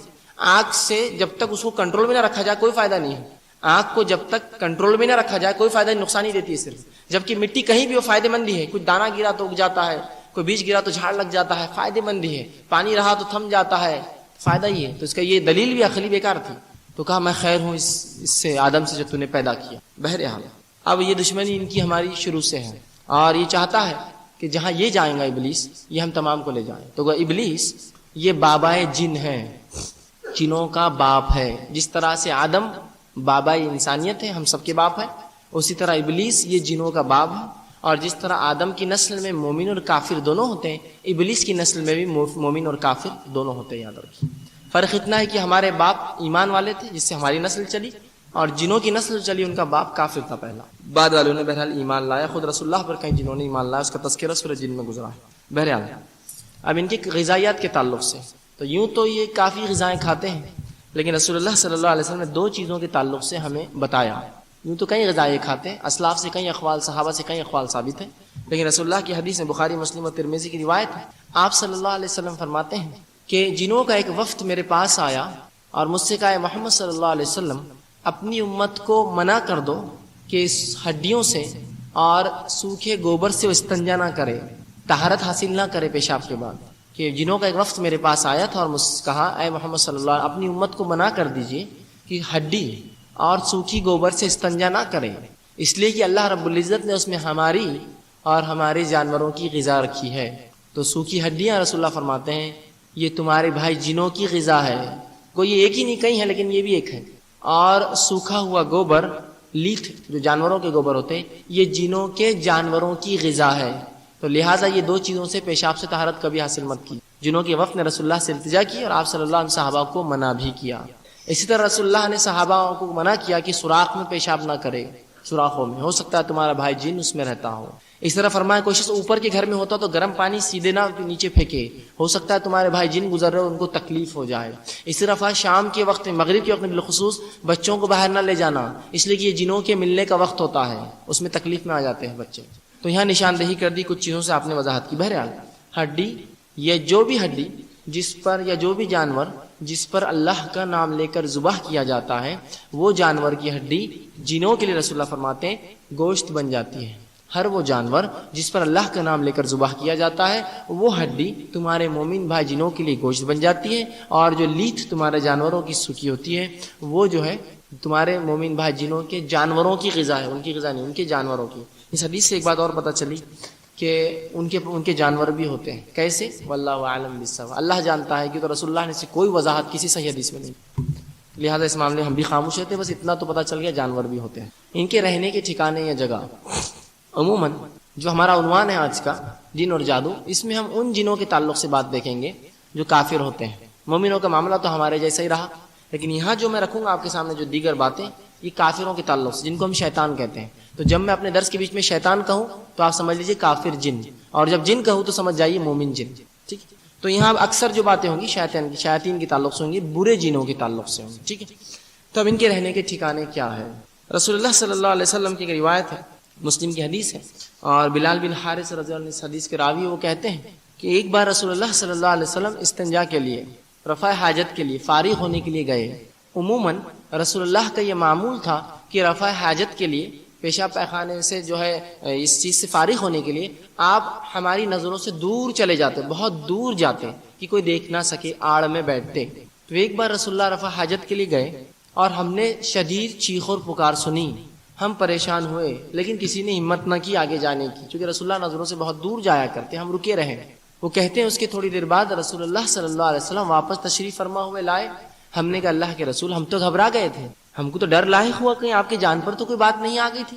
تو رسول اللہ صلی اللہ علیہ وسلم فرمایا نہیں، ایسا نہیں ہوا تھا، جب میں گیا تو مومن اور کافر جنوں میں شدید ٹکراؤ ہوا، لڑائی ہو گئی ان کے اندر، مومن اور کافر جنوں میں شدید ٹکراؤ ہوا، اور وہ دونوں گروہ میرے پاس آئے اور کہا محمد صلی اللہ علیہ وسلم فیصلہ کر دو، ٹھکانے ہمارے فیصلہ کر دو، کون کہاں رہیں گا۔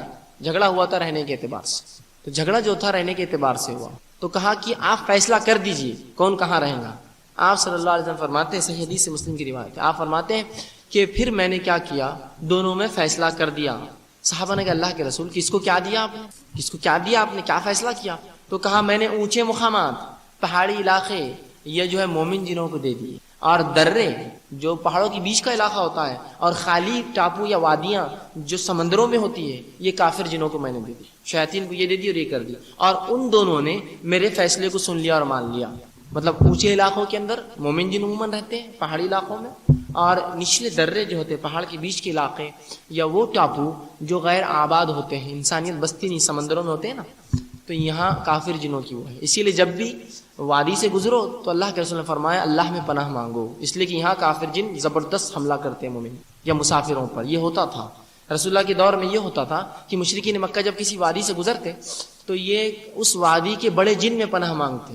رسول اللہ فرماتے اس وجہ سے یہ ہوتا کہ وہ جن اور آب و تاب سے حملہ کرتا، تاکہ اگلی بار لگے کہ پناہ مانگے تو یہ حال ہے، تو اگلی بار اور پناہ مانگتے۔ تو اس طرح سے وادی اور دروں میں یہ رہتے۔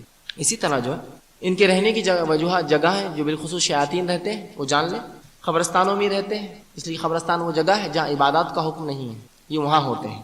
اسی طرح جو حمام اور پیخانوں میں یہ ہوتے ہیں، بیت الخلاء جس کو ہم کہتے ہیں، اکثر چونکہ انسان یہاں ننگا ہوتا ہے اور عموماً طہارت نہیں ہوتی ہے اس کو، تو یہاں بھی یہ اکثریت پایا جاتا ہے، اسی لیے یہاں رسول اللہ نے کہا جب بھی داخل ہو پناہ مانگو۔ اسی طرح جو ہے یہ ویران وادیوں میں بستے ہیں، ویران وادیوں میں، تو جب بھی وادیوں میں گزر ہو اللہ میں پناہ مانگے شیطان مردود، ویران وادیوں میں رہتے ہیں۔ اسی طرح وہ گھر جن پر اللہ کا نام لے کر تالے نہ ڈالے جائے اور اللہ کے نام لے کر تالے نہ کھولے جائے، اس میں بھی رہتا ہے۔ اور رسول اللہ فرماتے ہیں کہ وہ گھر جن پر بغیر اللہ کا نام لے کے تالے ڈالے جاتے ہیں، شیطان اپنے مال والوں سے کہتا ہے آج رہنے کا انتظام ہو گیا، اور وہ گھر جن میں بغیر بسم اللہ پڑھ کے کھایا جاتا ہے، شیطان کہتا ہے آج کھانے کا انتظام ہو گیا، تو اپنے پیروکاروں سے کہتا ہے آج رہنے کھانے کا انتظام ہو گیا۔ جب کوئی مومن کھاتے وقت بسم اللہ پڑھ لیتا ہے تو کہتا ہے آج کھانے کا نہیں رہنے کا انتظام ہوا، اور جب کوئی تالا ڈالتے وقت بسم اللہ کہتا ہے اور کھانے کے وقت نہیں تو بولتا آج رہنے کا ہوا کھانے کا نہیں ہوا۔ تو وہ گھروں میں بھی یہ بستے ہیں جن گھروں کے تالے بسم اللہ پڑھ کر نہیں لگائے جاتے یا نہیں کھولے جاتے۔ رسول اللہ فرماتے ہیں جن گھروں کے تالوں قفلوں پر بسم اللہ پڑھ کر لگایا جاتا ہے، شیطان مدد نہیں کرتا چوروں کی کھولنے میں، وہ خود کرے الگ لیکن مدد شیطان کی مدد نہیں ہوتی اس کو۔ تو تالے جب بھی گھر کو ڈالے اللہ کا نام لے کے ڈالے، تالے جب بھی کھولے اللہ کا نام لے کے کھولے، گھر کے دروازوں بالخصوص۔ اسی طرح یہ جو ہے قبرستانوں میں، بیت الخلاء میں، اور کوڑا کرکٹ گندی چیزیں جہاں ڈالی جاتی ہیں عموماً ویران وادیوں میں، ان قسم کے مقام پر شیاطین جن ہوتے ہیں۔ آئیے ان کی طاقت کا کیا معاملہ ہے، ان کی قوت و طاقت کیا ہے؟ رب العزت نے اپنی کتاب، رسول اللہ صلی اللہ علیہ وسلم نے اپنی حدیث میں کافی تفصیلات دی ہیں۔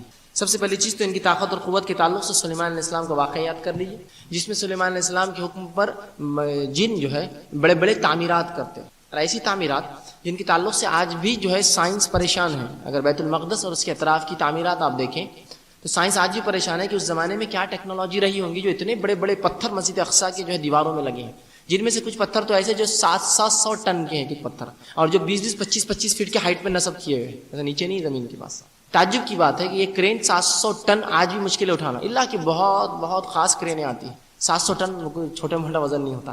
تو ایک پتھر کا سائز 700 ٹن ہے، ظاہر سی بات ہے چونکہ ہم جانتے ہیں یہ کیسے کام ہوتا ہے۔ اللہ رب العزت نے قرآن میں بیان کر دیا کہ یہ سلیمان کے لیے بڑی بڑی تعمیرات کرتے ہیں اور بڑی بڑی دیگیں بناتے ہیں جن کو انسان ہلا نہ پائے، اور جو ہے غوطے لگاتے اور سیپیاں اور موتیاں جو سمندر میں سے نکال کے سلیمان کو لاتے ہیں، وہ اس لیے کہ سلیمان علیہ السلام کے تابع ان کو کیا گیا تھا، تابع کیا گیا تھا۔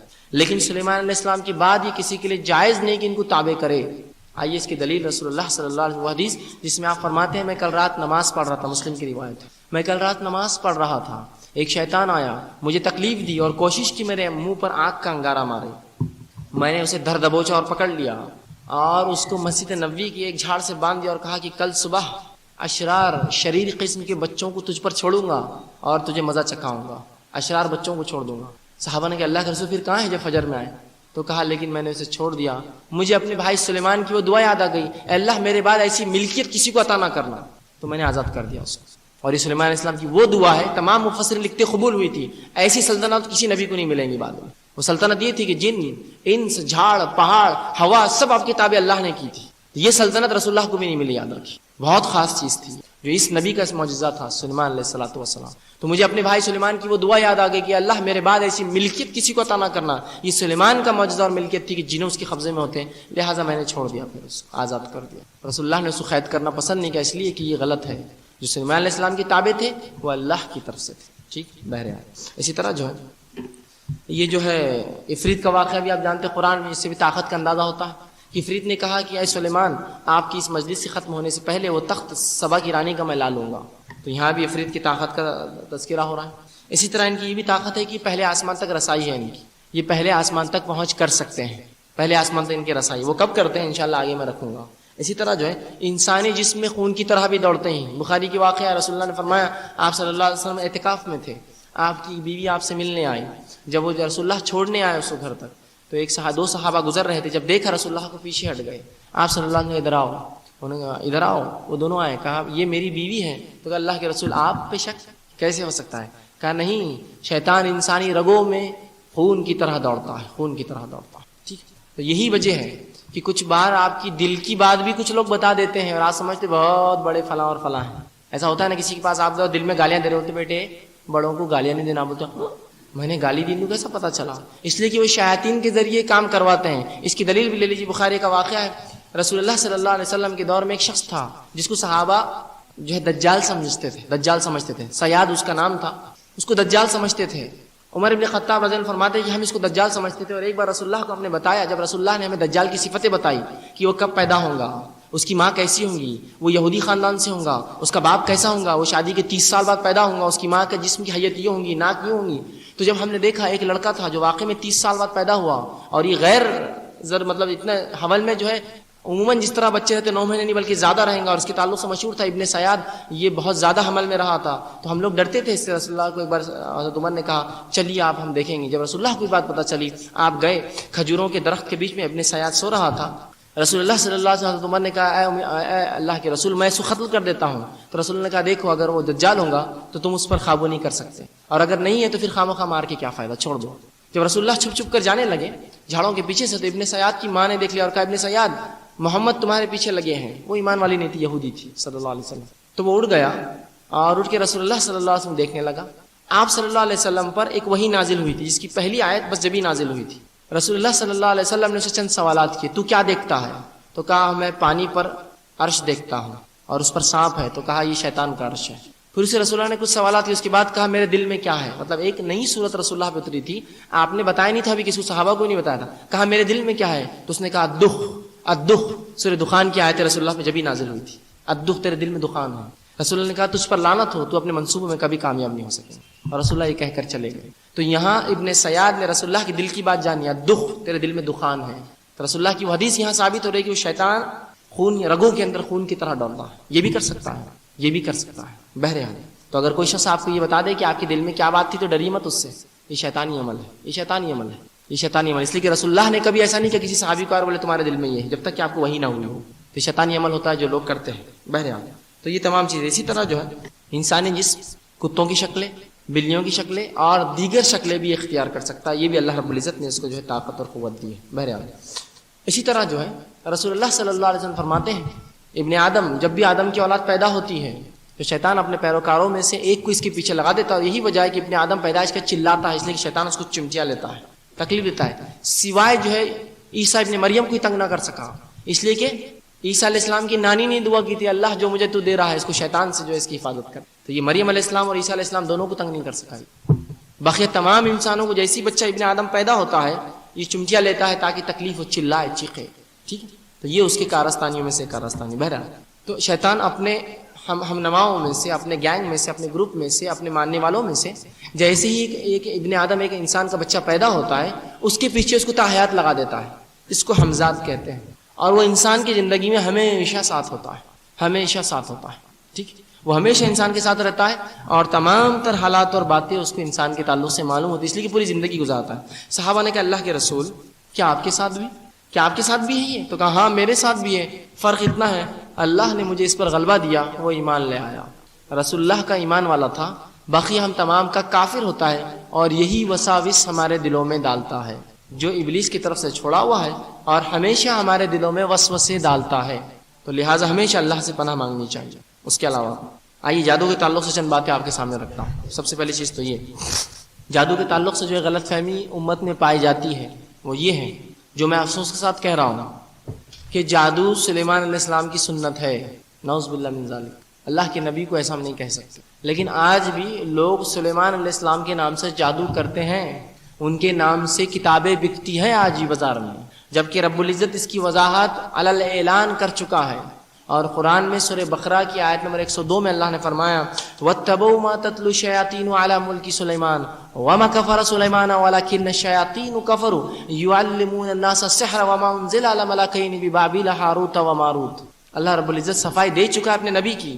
رسول اللہ کے دور میں یہودی جادو کرتے، جب ان سے پوچھا گیا تم جادو کیوں کرتے تو وہ کہتے یہ سلیمان علیہ السلام کی سنت ہے، جس کے تعلق سے مفسرین لکھتے ہیں واقعہ یوں ہوا کہ سلیمان علیہ السلام کے انتقال کے بعد کچھ شیاطین نے جادو کی کتابیں لکھی اور سلیمان علیہ السلام کے تخت کے پیچھے ڈال دی۔ جب لوگ جمع ہوئے ان کے انتقال کی خبر کے بعد، جو کہ بعد میں معلوم ہوا انتقال کے بعد، آپ عصا کے اس پہ کھڑے ہوئے تھے، تو شیاطین نے کہا دیکھو سلیمان یہ پڑھتے تھے۔ جب قوم نے دیکھا تو جادو کی کتابیں تھی، تو یہودیوں نے کہا جادو سلیمان علیہ السلام کی سنت ہے۔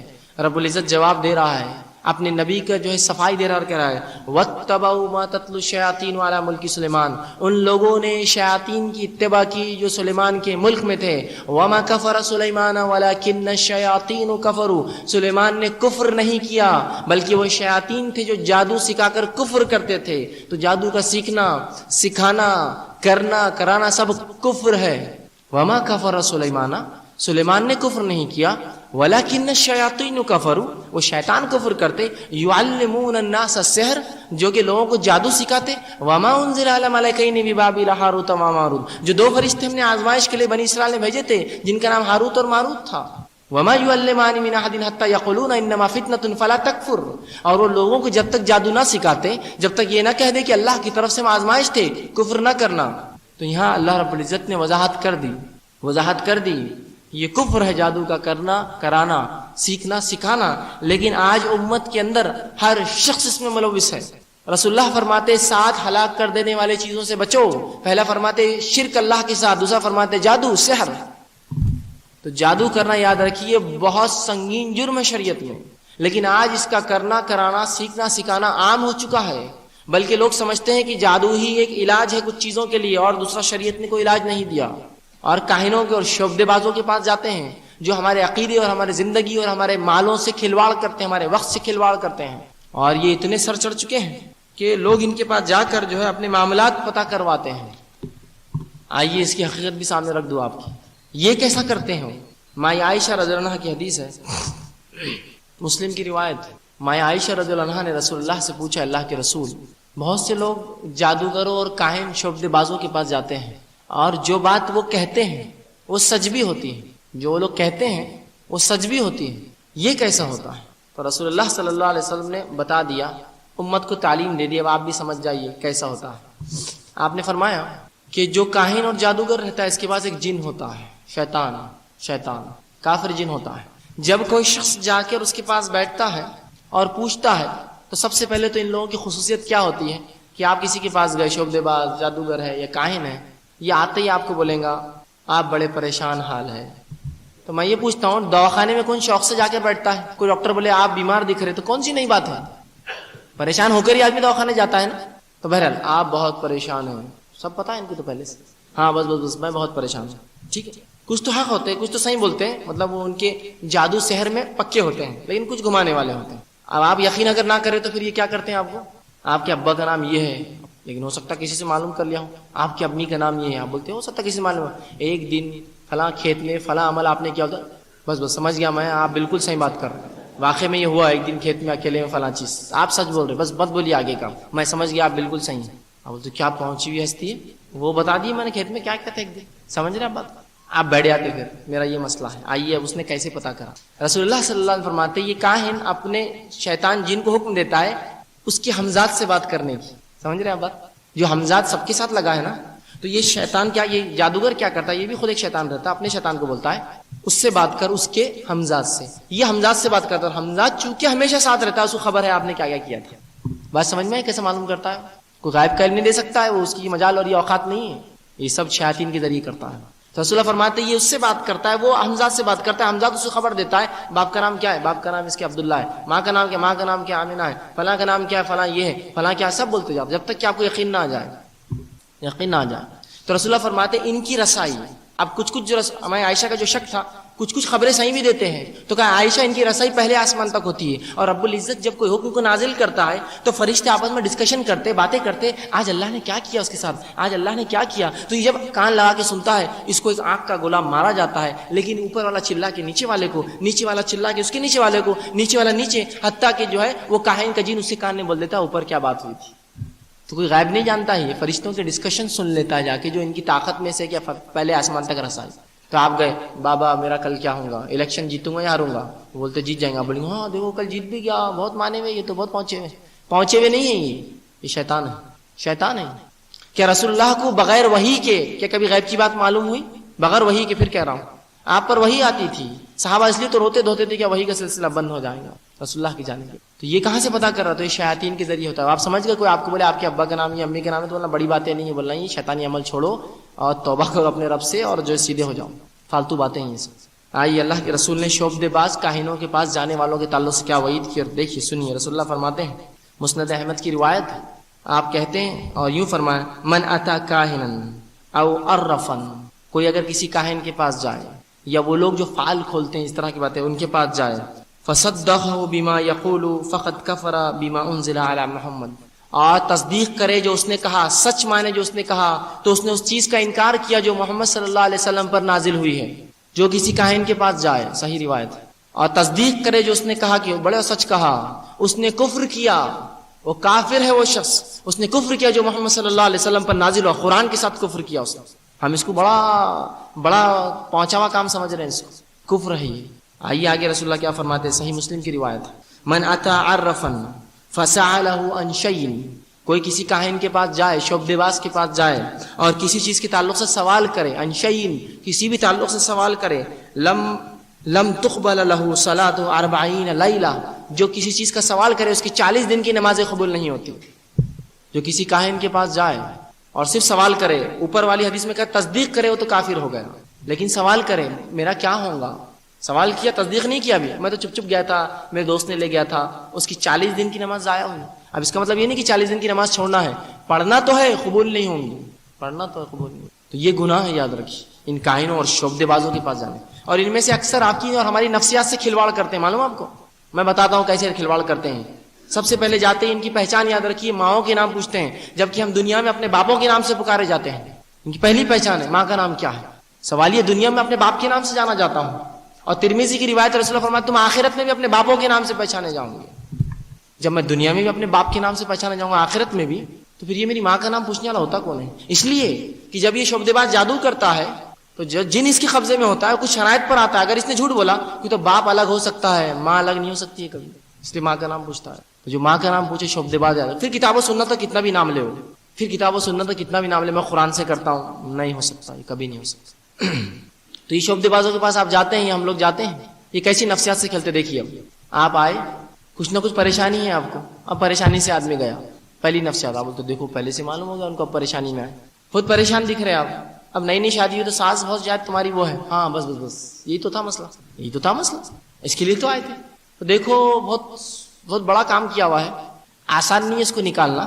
میں تو پیسے لیتا ہی نہیں ہوں, وہ ادھر ڈال دو فی سبیل اللہ, کوئی بھی پیسے نہیں لیتا ہی, ماشاءاللہ بہت بیچارے فی سبیل اللہ کرتے ہیں, ادھر ڈال دو پیسے جو ڈالنا ہے آپ کو, میں تو پیسے لیتا نہیں ہوں. اور میں بتا دیتا ہوں کس نے کیا آپ کو, تاکہ نشاندہ ہو جائے. ایک عورت بڑی اسی کے بارے میں ان کے ذہن میں ہے. اب جیسے اس نے ایک عورت بولتے ہیں, ان کو سب سے زیادہ وہی عورت نظر آئی جس پہ شک کر رہے تھے, ہاں چچی نے کی ہوں گے اپنے, کیوں تو ایک عورت چچی ہے کہ دنیا میں, خالی نفسیات سے کھیل رہا ہے آپ کی, صرف ایک عورت.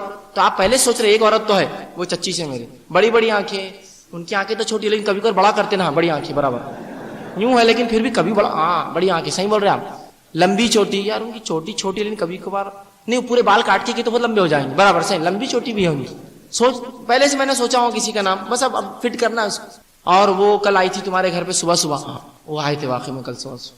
اس نے اب میں نے کام کر دیا آپ کا، کل یا تو اچھا ہوں گا یا تو برا ہوں گا. سوال یہ تیسرا ہوتا کیا؟ اور میں نے کام کر دیا، پورا بندوبست ہو گیا پکا، کل اچھا ہوں گا یا برا ہوں گا. تو میرا سوال یہ تیسرا ہوتا کیا اچھے اور برے کے بیچ کا؟ صرف ذہن سے کھیل رہے ہیں آپ کی معصوم ذہنوں سے مسلمانوں کے کھیلتے ہیں شعبدے باز اور جادو کا. تو یاد رکھیے جادو کا کرنا کرانا، سیکھنا سکھانا، پڑھنا پڑھانا کفر ہے. کفر سخت ترین گناہ ہے، یاد رکھیے.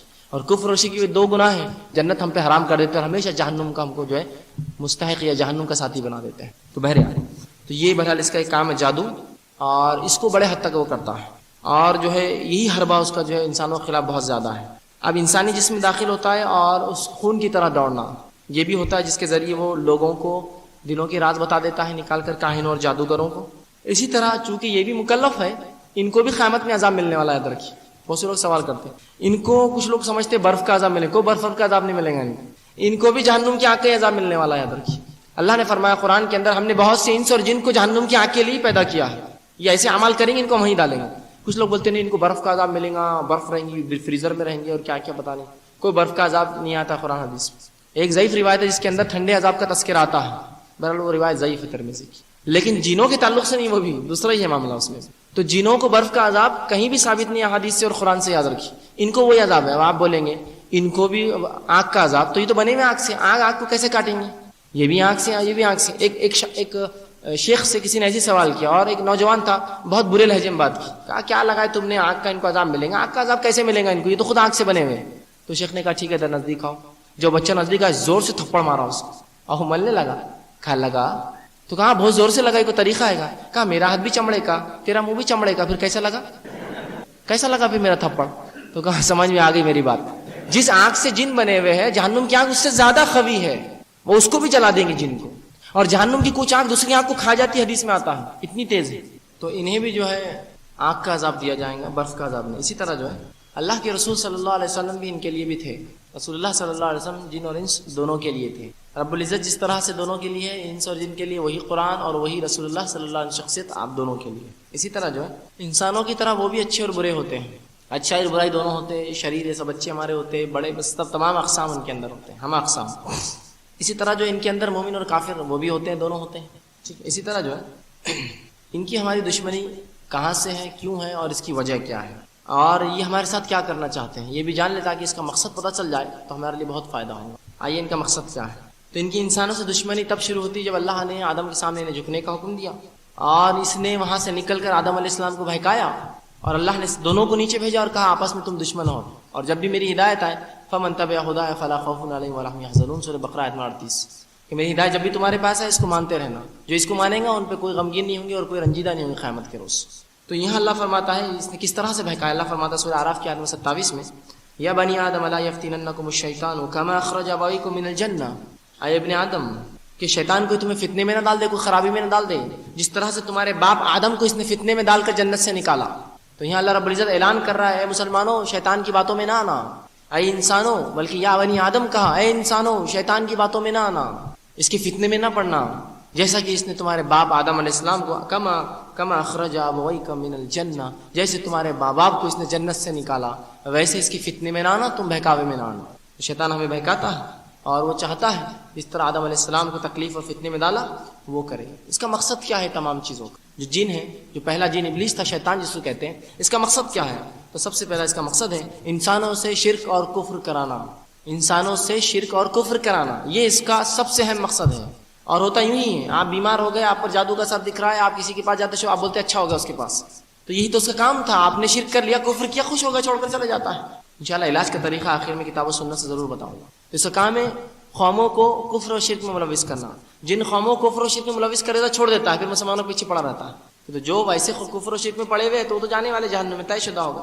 تو اس کا کام ہے ہم کو اس کے جو ہے گروہ کا ساتھی بنانا، جس کے تعلق سے سورہ فاطر کی آیت نمبر 6 میں اللہ نے فرمایا ان الشیطان لکم عدو فاتخذوه عدوا انما يدعو حزبه ليكون من اصحاب السعیر، کہ ان الشیطان لکم عدو فاتخذوه عدوا، شیطان تمہارا دشمن ہے، اسے دشمن سمجھو تم بھی.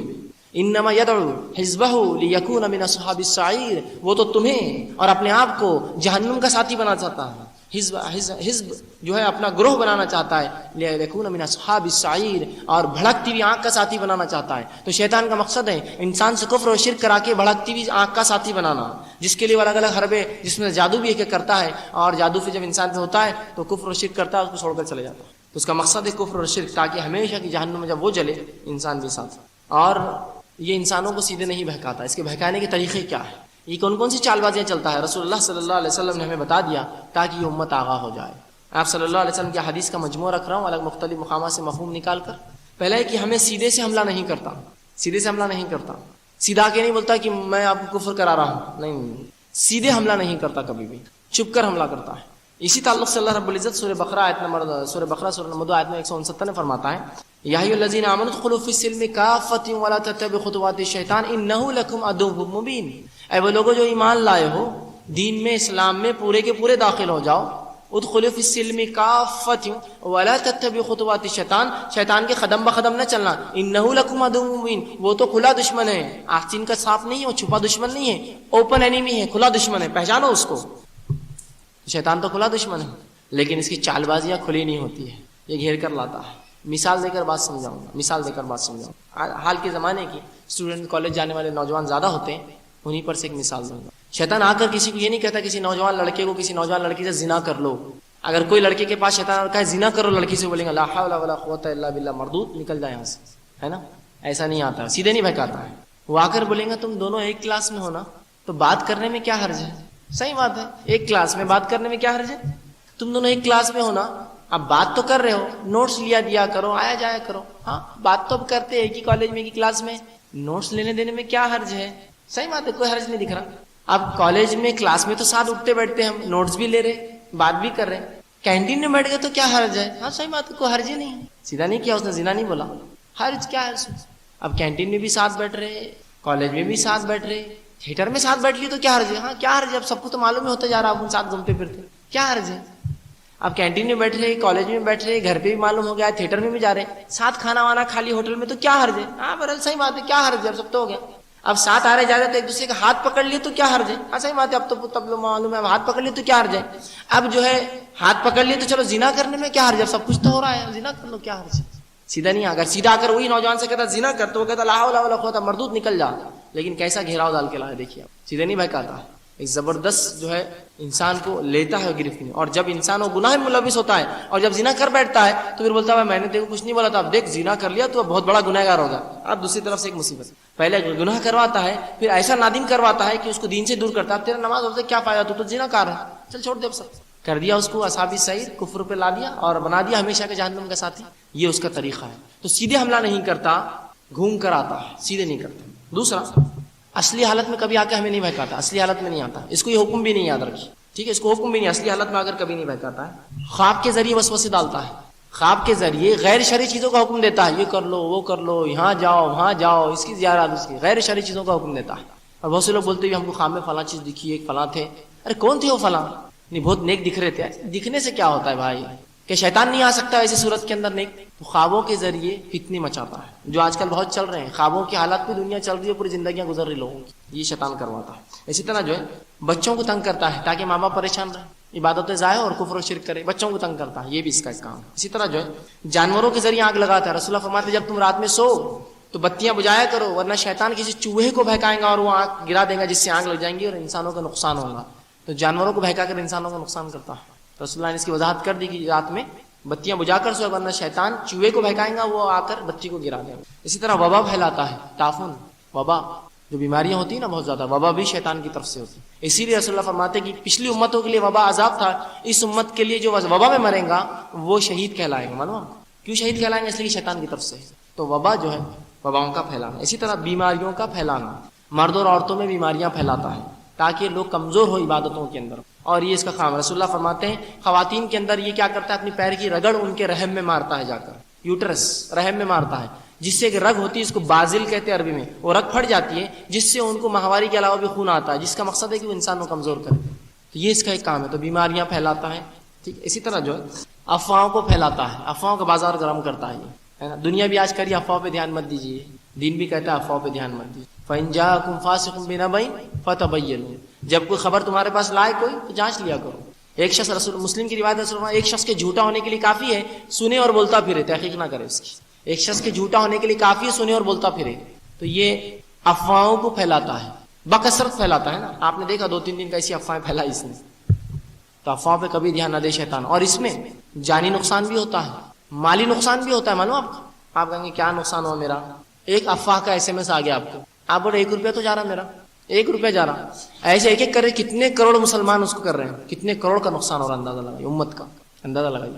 تو مالی بھی کرتا ہے. آپ بولیں گے میرے کو تو SMS فری ہے. ارے آپ کو فری ہے، عقیدے کا نقصان پھر جو ہو رہا ہے افواہوں کی وجہ سے. انسان جو کوئی بھی عمل کر بیٹھ رہا ہے تو افواہوں کا پھیلانا یہ بھی شیطان کی طرف سے ہے. چھوٹی چھوٹی باتوں کو بڑا کر کے. اور کئی مثالیں میں آپ کے سامنے پچھلی بار بھی دیا تھا.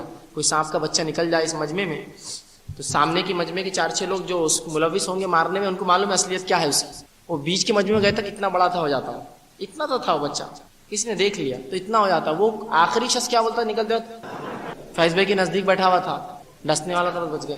افواہ روشن گیٹ تک ہمارے بات جاری، تو وہاں کیا ہو رہا، بڑا تھا، نکل رہا ختم ہی نہیں ہو رہا، اتنا نکل رہا اندر سے. دم پکڑ لے، کھینچ رہے، مار رہے، یہ کر رہے. اور کہیں تو بھی بات دور جا کے پہنچی، اس کو مارے، اس کو تولے، 70-80 کلو تو وزن بھرا اس کا.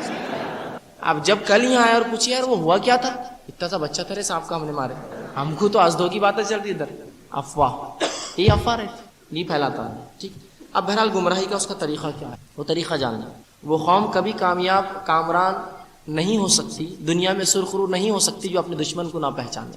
وہ قوم کبھی کامیاب اور کامرانی نہیں حاصل کر سکتی جو اپنے حقیقی دشمن کو نہ پہچانے.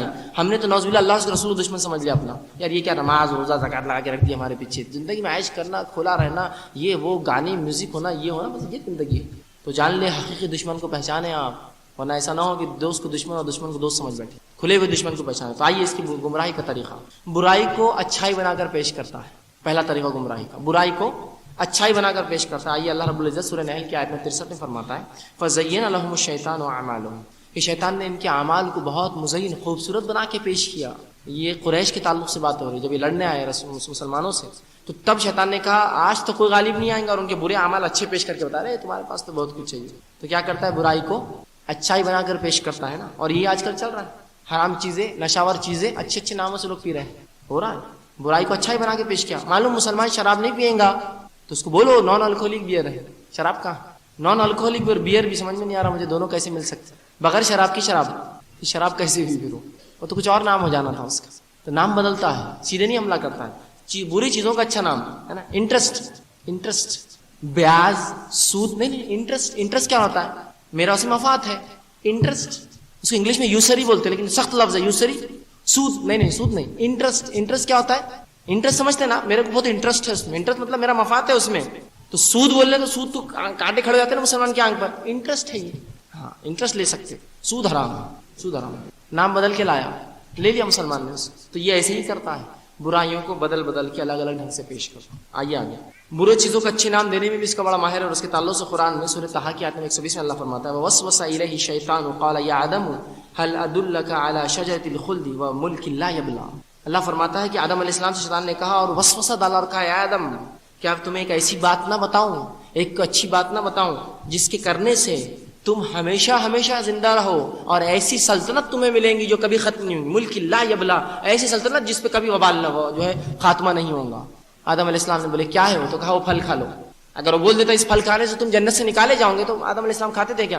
نام بدل کے لایا، کہا کہ تم ہمیشہ زندہ رہو گے. ایک اس میں کہا کہ تم فرشتوں کے جیسے ہو جاؤ گے. آدم علیہ السلام سے غلطی ہوئی، اس کے وسوسوں میں بہرے. اسی طرح جو ہے کافروں کو مومنوں کے خلاف بہکاتا ہے، یہ بھی اس کا کام.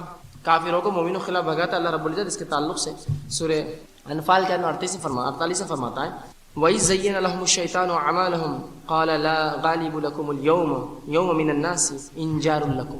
کہ شیطان آیا قریش کے پاس اور کہا آج تو تم پر کوئی حاوی نہیں ہو سکتا، لڑو ان مسلمانوں سے. اور بہکایا اور کہا کہ تو قریش میں یہ بات چل رہی تھی کہ رسول اللہ ابو سفیان کا قافلہ نکلنے کے بعد اب جنگ کی جائے یا نہ کی جائے. تو جب شیطان کو لگا رہے جنگ نہیں کریں گے کیوں، تو شیطان چاہتا ہے کفر میں لوگ مرے. تو آ کر کہا رے تم یہ کیا سوچ رہے ہو. ان کو مزین کیا، شیطان نے چمکا دیا اور کہا شیطان واعمالهم، ان کے اعمال، اور کہا وقال لا غالب لكم اليوم، کہا کہ آج کوئی غالب تھوڑی رہنے والے تم پر. کیا تعداد ہے تمہاری، کیا معاملہ ہے تمہارا، اور کیا من الناس انی جار لكم، اور میں بھی تو تمہارے ساتھ خیر خواہ ہوں تمہارا. میں بھی تو بول رہا ہوں خیر خواہ بن کر آیا اور ان کو جہنم کی گھاٹ اتارا. سب انہوں نے مسلمان سے جنگ کی اور اس کے بعد جو ہے وہ جنگ ہارے، بحر آئے. تو یہ اس کا ایک طریقہ ہے. اسی طرح جو ہے مومنوں کو اپنی فوج سے ڈراتا ہے، لیکن جو ہی مومن جب اپنے اس پہ آتے ہیں تو فرشتوں کو دیکھ کر کیا کیا جائیں گے؟ بدر میں فرشتے دیکھا تو بھائی لوگوں نے کہا تم کہاں جا رہے ہو؟ تو کہا میں وہ دیکھ رہا ہوں جو تم نہیں دیکھتے. بھاگ گیا نکل کر فرشتوں کو دیکھ کر. تو اس طرح سے بھی کام کرتا ہے. ٹھیک. اب اس کو ہمیں دشمن جاننا ہے، اس کو دشمن ماننا ہے، اس کے طریقوں کو چھوڑنا ہے اور اللہ کی کتاب اس کے رسول کے طریقے پر چلنا ہے، ورنہ اس کا بہکانا اور بھی آسان ہے. کچھ لوگ سمجھتے ہیں ہمارا ایمان والا ہونا کافی ہے، شیطان ہمیں بہکا نہیں سکتا ہے، جبکہ رسول اللہ فرماتے ہیں ایمان والے پہ تو زیادہ حملہ کرتا ہے وہ. آئیے رسول اللہ کی وہ حدیث ابن ماجہ کی روایت ہے جس میں آپ صلی اللہ علیہ وسلم ایک صحابی کی قبر کھودی جا رہی تھی، وہاں تشریف فرماتے بیٹھے تھے. آپ نے ایک سیدھی لکیر اور دائیں بائیں بہت سی لکیریں ماری اور کہا یہ صراط مستقیم میرا طریقہ ہے، اس کے آس پاس جو جانے والی لکیریں، اس ہر لکیر پر ایک شیطان بیٹھا ہے جو تمہیں گمراہی یا جہنم کی طرف بلاتا ہے. صحابہ نے کہا اللہ کے رسول وضاحت کیجیے. تو کہا وَأَنَّ رسول اللہ صلی اللہ علیہ وسلم سورہ انعام کی آیت نمبر 154 پڑھی اور کہا وَأَنَّ هَذَا صِرَاطِ مُسْتَقِيمًا فَاتَّبِعُوهُ وَلَا تَتَّبِعُوا السُّبُلَ فَتَفَرَّقَ بِكُمْ عَنْ سَبِيلِهِ، کہ یہ میرا طریقہ ہے. نبی کہہ دو وَأَنَّ هَذَا صِرَاطِ مُسْتَقِيمًا، یہ بیچ کی لکیر جو میں نے ماری تھی میرا طریقہ صراط مستقیم ہے. فَاتَّبِعُوهُ، اس طریقے پر چلنا. وَلَا تَتَّبِعُوا السُّبُلَ، اس کے اطراف کی لکیروں پہ نہ چلنا طریقوں پر. فَتَفَرَّقَ بِكُمْ عَنْ سَبِيلِهِ، تم میری سیدھی راہ سے بھٹک جاؤ، میری بتائی ہوئی راہ سے بھٹک. تو یہاں رسول اللہ نے وضاحت کر دی کہ صراط مستقیم پر جو لوگ ان کو تو زیادہ بہکاتا ہے، اس لیے کہ کافروں کو تو بہکا چکا، ان کو تو غرق کر چکا ہو، ناچ گانا مستی اور اس کے اندر ان کو لگا چکا ہے. اب مومن ہے صرف اس کے ٹارگٹ پر، انہی کو بہکاتا ہے، بقیہ کو انہوں نے بہکا دیا. تو اس کو اپنا دشمن جانیے. اور یہی بات کو اللہ نے یا ایھا الذین آمنوا ادخلوا فی السلم کافۃ ولا تتبعوا خطوات الشیطان انہ لکم عدو مبین، کہ وہ لوگ جو ایمان لائے ہو اسلام میں پورے کے پورے داخل ہو جاؤ اور شیطان کے خطوات پہ نہ چلو، اس کے قدم بقدم نہ چلو، وہ تو تمہارے لیے کھلا ہوا دشمن ہے. تو جہاں تک ہو سکے بہرحال اس سے بچنے کی کوشش کرنا چاہیے، اس کے طریقوں سے، اس کی چال بازیوں کو سمجھنا چاہیے، ورنہ ایسا نہ ہو کہ ہم سمجھے کہ ہم تو کتاب و سنت پر ہیں اور شیطان ہمیں جو گمراہ کر دے. بہرحال اس معاملے میں احتیاط کریں. اب آئیے اس سے پناہ مانگے ہر بار، اور کہاں کہاں بالخصوص جو ہے شیطان سے پناہ مانگنی چاہیے. پہلی جگہ تو وہ کہ اللہ میں ہمیں ہر وقت پناہ مانگنی چاہیے شیطان مردود سے، بالخصوص حمام میں یا طہارت خانوں میں جاتے وقت بالخصوص. دوسرا غصے کے وقت، کیونکہ غصے کے وقت ہی بہکا کر انسان سے برا کام کرانا چاہتا ہے، تو غصے کے وقت خاص اللہ میں اعوذ باللہ من الشیطان الرجیم، اللہ میں پناہ مانگنی. ٹھیک ہے. اسی طرح جو ہے ہم بستری کے وقت پناہ مانگنی چاہیے. رسول اللہ فرماتے جو شخص کسی سے اپنی بیوی سے ہم بستری کرے اور شیطان نے پناہ نہ مانگے تو شیطان بھی اس عمل میں شامل حال ہوتا ہے اور ہونے والی اولاد پر اس کا اتنا ہی اثر ہوتا ہے جتنا وہ شامل حال تھا. ہم بستری کے وقت. اسی طرح جو آپ صلی اللہ علیہ وسلم فرماتے جب کوئی نئی زمین یا وادی سے گزرو تو اللہ میں پناہ مانگو، نئی زمین خاص طور سے اور وادی درے. اس طرح فرماتے کتے اور گدھے کے بھونکنے پر اللہ سے پناہ مانگو، تم وہ دیکھتے ہیں جو تم نہیں دیکھتے. تو رات میں بھی کبھی چلانا سنے تو اعوذ باللہ من الشیطان الرجیم پڑھنا چاہیے. ٹھیک ہے. اسی طرح جو ہے قرآن کی تلاوت کے وقت، ہر بار جب بھی قرآن پڑھے، یہ تو قرآن کا ہی حکم واجب ہے، تو قرآن کی تلاوت سے پہلے بھی اور دیگر جہاں جہاں ہو سکے پڑھنا چاہیے. اب آئیے ایک سنہرا اصول جان لیں. اسلاف میں سے ایک سلف کا قول ہے سنہرا اصول، اور وہ کہتے ہیں اس کے تعلق سے، اور وہ اس طرح سے بیان کرتے ہیں اس اصول کو کہ اگر ایک استاد نے اپنے شاگرد سے پوچھا اگر کوئی کتا تیرے پیچھے لگے تو کیا کرے گا؟ تو اس نے کہا اے استاد اس کو ہکا لوں گا. کہا اور لگے تو؟ کہا اور ہکا لوں گا. کہا اور لگے تو؟ اور ہکا لوں گا. اور لگے تو؟ کہا کتنے بار ہکا لیں گا؟ تو سب سے بہتر یہ ہے کہ کتے کے مالک کو آواز دے، اس کتے کو پکڑ کے رکھو، کتے کے مالک کو آواز دے، کتے کو پکڑ کے رکھو. اسی لیے شیطان سے تم کتنی بار پناہ مانگو گے، اس سے بہتر ہے اللہ سے وہ کرو کہ اللہ مجھے اس سے پناہ دے. کہ تو وہ بھی تو اللہ کے قابو میں ہی ہے نا، ظاہر سی بات ہے، اللہ کی اس سے الگ تو کوئی حکومت نہیں ہے اس کی. تو مالک کو آواز دو کتے سے بچنے کے لیے، تو شیطان سے بچنے کے لیے رب کو آواز دو. دیکھو پھر رب بچائیں گا، کیونکہ شیطان بھی تو اس کے تابع ہے نا، اس کی مرضی کے ہٹ کر تو وہ بھی کام نہیں کر سکتا. تو یہ گولڈن رول ہے، سنہرا اصول دیا گیا ہے کہ اللہ سے ہر بار پناہ مانگے. شیطان سے بچنے کی ہم کتنی ہی کوشش کر لیں بہکائیں گا. آدم علیہ السلام کو بہکا دیا تو پھر اور کیا ہے. ٹھیک ہے. تو سب سے اچھا اصول ہے اللہ میں ہمیشہ پناہ مانگے شیطان سے، اللہ بچائیں گا اس کے شر سے. اسی طرح ایک شبہ لوگوں کو ہوتا ہے کہ قرآن و سنت کی بات کی جاتی ہے، قرآن و سنت کے تعلق سے بتایا جاتا ہے، لیکن ہم قرآن پڑھتے لیکن وہ جادو وادو کا اثر، یہ شیطان سے بچاؤ نہیں ہو رہا ہمارا. تو یاد رکھیے یہ آدمی کی مثال ایسی ہے، یہ آدمی کی مثال ایسی ہے کہ آپ کو دشمن سے لڑنے کے لیے سب سے اعلیٰ اور سب سے اچھا ہتھیار دیا گیا، لیکن آپ بولے میرے کو چلانا نہیں آتا، تو اس میں ہماری کیا غلطی ہے دینے والے کی؟ آپ کا کام تھا چلاؤ اس کو اچھے سے. تو اللہ نے تو کتاب دے دی، ہمارا اس پر عقیدہ نہیں ویسا ایسا ہونا جس سے یہ اثر کرے. قرآن کب پڑھتے ہم؟ جب سب جگہ گھوم کر اگر کچھ نہیں ہو تو قرآن بھی پڑھ لیں گے، اب اس سے کچھ نہیں ہوتا. قرآن ہی پر اگر اعتماد ہو دیکھیے پھر علاج ہوتا. نہیں یہ بھی کر لیں گے اب سب تو ہو گیا، نہیں ہوتا پھر اللہ نہیں دیتا ایسے لوگوں کو سے شفا، جبکہ قرآن میں شفا ہے. وَنُنَزِّلُ مِنَ الْقُرْآنِ مَا هُوَ شِفَاءٌ وَرَحْمَةٌ لِّلْمُؤْمِنِينَ وَلَا يَزِيدُ الظَّالِمِينَ إِلَّا خَسَارًا. کہ قرآن تو ہم نے نازل کیا، اس میں شفا ہے مومنوں کے لیے، ہاں ظالموں کے لیے خسارہ ہے، مومنوں کے لیے نہیں. تو کیوں یہ قرآن ہم کو شفا نہیں دے رہا ہے؟ اس لیے کہ وہ عقیدہ نہیں اس کتاب پر. وہ عقیدہ ہو تو پھر دیکھیے کیا اثر کرتی ہے کتاب. اللہ سب ہونے کے بعد چلو یہ بھی دیکھ لیتے انہوں نے بولے, اور اس پر بھی کچھ تو ڈپلیکیٹ بھی ساتھ چل رہا, قرآن کے ساتھ یہ بھی کر لیتے وہ بھی کر لیتے, ہے نا. عجیب عجیب قسم کے رسومات, عجیب عجیب قسم کے معاملے. تو بہرحال تمام معاملوں میں اگر آپ کو لگتا ہے کہ بھائی مجھے جو ہے, لیکن جادو ہوا ہے پہلے یاد رکھیے یہ ثابت بھی. بہت سے لوگ مجھ سے آئے کہتے ہیں ہم پہ جادو ہوا ہے. میں پوچھتا کیسے ہوا, تو جان دو تم الگ ہی بات کر رہے ہو. ارے بھائی آپ بول رہے کہ فلاں ہوا, تو کیسے آپ کو لگا, مجھے معلوم تو نا. بہت سی بار لوگوں کو پہ جادو اس لیے ہوتا ہے کہ دوسرے ان کو بولتے تم پہ جادو ہے, بس ان پہ جادو ہو گیا. تم پہ جادو دکھ رہا میرے کو, ہو یار میرے پہ جادو دکھ رہا میرے کو, تم پہ جادو دکھ رہا ہم کو, ہو یار میرے پہ جادو دکھ رہا. تو یہ سائیکولوجیکلی جادو کے مریض رہتے ہیں, سائیکولوجیکل مریض بنے ہوئے رہتے ہیں. تو ہم پوچھتے کیوں تم کو لگا جادو ہوا, تم جان دو تم ہمارے کو سپورٹ نہیں کرے. وہ تو اتنے اچھے سے بول رہے تھے ہو جادو ہوا, 3000 روپے لگیں گے, یہ لگیں گے, تم تو کچھ بول. ارے بنیاد ہے آپ جادو ہوا معلوم کیسے ہوا آپ کو, آپ بیمار ہیں تو کیسے معلوم, بخار آیا یہ ہوا, کو بس جادو ہے میرے پر بس. ایسا بہت سے لوگ صرف غلط فہمی میں جادو کے شکار ہیں, غلط فہمی میں شکار ہے. جادو ہوتا ہے, اس کی حقیقت ہے کلمات اپنے اندر اثر رکھتے ہیں. ایک شخص گھر سے نکلے خوش اور خرم, اور کوئی چھوٹا سا بچہ گالی دے دے اس کو, اس کا چہرہ بدل جاتا ہے. کلمات کا اثر, کلمات اثر رکھتے ہیں اپنے اندر. اچھے کلمات اچھا اثر, برے کلمات برا اثر, اور جادو برے کلمات کے ذریعے کیا جاتا ہے. تو اس کا علاج بھی جو اللہ کی کتاب اور اس کے رسول صلی اللہ علیہ وسلم کی سنت یاد رکھی, یہ علاج ہے, یہ علاج ہے اس کا. لیکن اس کو چھوڑ کر ہم کہاں کہاں پتہ نہیں گھومتے پھرتے, یہ طریقہ درست نہیں. تو پہلے اعتماد کرے اللہ کی کتاب پر, اور دیکھیں پھر کیسا اس کا زبردست اثر ہوتا ہے. کہ اتنا ہی بڑا اور اونچا جادو, وہ اعتماد و عقیدہ ہو سب سے پہلے آپ کا. ٹھیک ہے, اب چند وہ امور جو رسول اللہ صلی اللہ علیہ وسلم ثابت ہے, اگر کسی پہ جادو ہو تو وہ کرے کہ 100 مرتبہ چوتھا کلمہ جس کو ہم کہتے ہیں 100 مرتبہ ہر فجر کی نماز کے بعد پڑھے, لا الہ الا اللہ وحدہ لا شریک لہ لہ الملک ولہ الحمد وہو علی کل شیء قدیر. یا اضافے کے ساتھ بھی پڑھ سکتے, یحیی و یمیت بیدہ الخیر وہو, دونوں درست ہیں. 100 مرتبہ گنتی سے پڑھے ہر فجر کی نماز کے بعد. رسول اللہ جو یہ کر لیں گا شام تک اس پہ جادو اثر نہیں کرتا. شام ہو گئی, سونے آئے آیت الکرسی پڑھ لیجیے, صبح تک جادو اثر نہیں کریں گے. رات کا حل تو دیا گیا ہے, دن کا حل بتا دیا میں نے آپ کو. اسی طرح سورہ بقرہ کی کثرت سے تلاوت. رسول اللہ سورہ بقرہ جس جگہ پڑھی جاتی ہے شیطان 3 دن اور 3 رات تک داخل نہیں ہو, اور جادو کے لیے شیطان کا ہونا ضروری, وہی کرتا ہے, اثر ڈالتا ہے لوگوں. تو آپ سورہ بقرہ کی کثرت سے تلاوت کریں. اسی طرح جو روز نہار پیٹ بغیر کچھ کھائے کے رسول اللہ فرماتے ہیں جو شخص 7 اجوا کھجور کھائے. اجوا, کچھ علماء نے کہا اجوا ملتی نہیں, مہنگی ہے, تو سادی بھی. بہرحال پھر میں کہوں گا حدیث میں لیکن لفظ اجوا کا ہے. جو شخص روز 7 اجوا کھجورے نہار پیٹ کا رسول اللہ, اس دن اس پر جادو اور زہر اثر نہیں کرتا. نہار پیٹ اجوا, ٹھیک. اسی طرح جو ہے معوذتین کا پڑھنا, سورہ فلق اور سورہ ناس کی تلاوت کرنا, سورہ فلق اور سورہ ناس کی تلاوت کرنا, یہ بھی بہرحال جادو کا. رسول اللہ پر جب جادو ہوا آپ پر یہ دونوں صورتوں کا نزول ہوا, اور آپ اس کو دم کرتے اور دم کر کے اپنے جسم پر پھونکتے جاتے ہیں یا ہاتھ ملتے ہیں. اسی طرح رات میں سوتے وقت آیت الکرسی کا پڑھنا, اور ہر نماز کے بعد آیت الکرسی معوذتین یہ پڑھنے کی کوشش کرے, اور ذکر و اذکار زیادہ زیادہ کرے. اس لیے کہ ذکر و اذکار جب انسان کرتا ہے تو شیطان زیادہ اثر نہیں کرتا, وہ اثر تو ہوتا ہے لیکن زیادہ نہیں ہوتا. تو بہرحال مختصر سی چند باتیں تھیں جو آپ کے سامنے مناسب رکھا, میں نے رکھوں سمجھا. انشاءاللہ بقیہ چند باتیں اگر نہ سمجھی ہو تو آپ سوال جواب کے سیشن میں, اور کوئی جس میں چیز اضافی چاہیے تھی تو سوال جواب کے سیشن میں پوچھ لے سکتے ہیں. دوسری بہرحال چونکہ یہ آخری نشست ہے, آج اس کا پروگرام کا یہ خاتمہ ہے, ایک چیز کی گزارش کروں گا میں آپ سے بالخصوص, کہ بہت سے نوجوان یہ غلطی کرتے ہیں کہ کچھ باتیں وہ سن لیتے ہیں ہم سے, اور بس جا کے ہمارے نام کا ڈھنڈورا پیٹ پیٹ کے لوگوں کے سامنے ہم کو بدنام کرتے ہیں. یہ بہت بری بات ہے. فیض بھائی ایسا بولے تم ایسا بول رہے ہو, تو یاد رکھیے کوئی بھی چیز میں نے اپنے دل سے یا اپنی منمانی سے نہیں, اللہ کی کتاب اس کے رسول کی سنت. تو آپ یہ کہیں اللہ کے رسول کی سنت کیا تھی, اس کی کتاب کا کیا حکم ہے. خامخواہ میرا نام اس سے جوڑنے کا کوئی مقصد اور کوئی فائدہ نہیں ہے. فیض بھائی نے یہ بولے اور خامخواہ لوگ مجھ سے بدزن ہوتے ہیں, اور بات کرنے کا انداز بھی اتنا گھٹیا اختیار کرتے کہ وہ بیچارہ امام مؤذن حافظ بولتا ہے کہ یار یہ سکھاتے ہوں گے جبھی تم لوگ ایسے ہیں. ہم نے تو کسی کو نہیں دی. میرا پہلا درس اصلاح کا 90 طریقہ ہر بار ذہن میں رکھیے, لوگوں کی اصلاح کا رسول اللہ کیا طریقہ تھا. اگر وہ اپنا لیں گے تو کتاب و سنت کی تھوڑی سی تعلیم بھی بہت فائدہ دیں گے, ورنہ بہت علم حاصل کر کے بھی جاہل ہی رہیں گے ہم لوگ.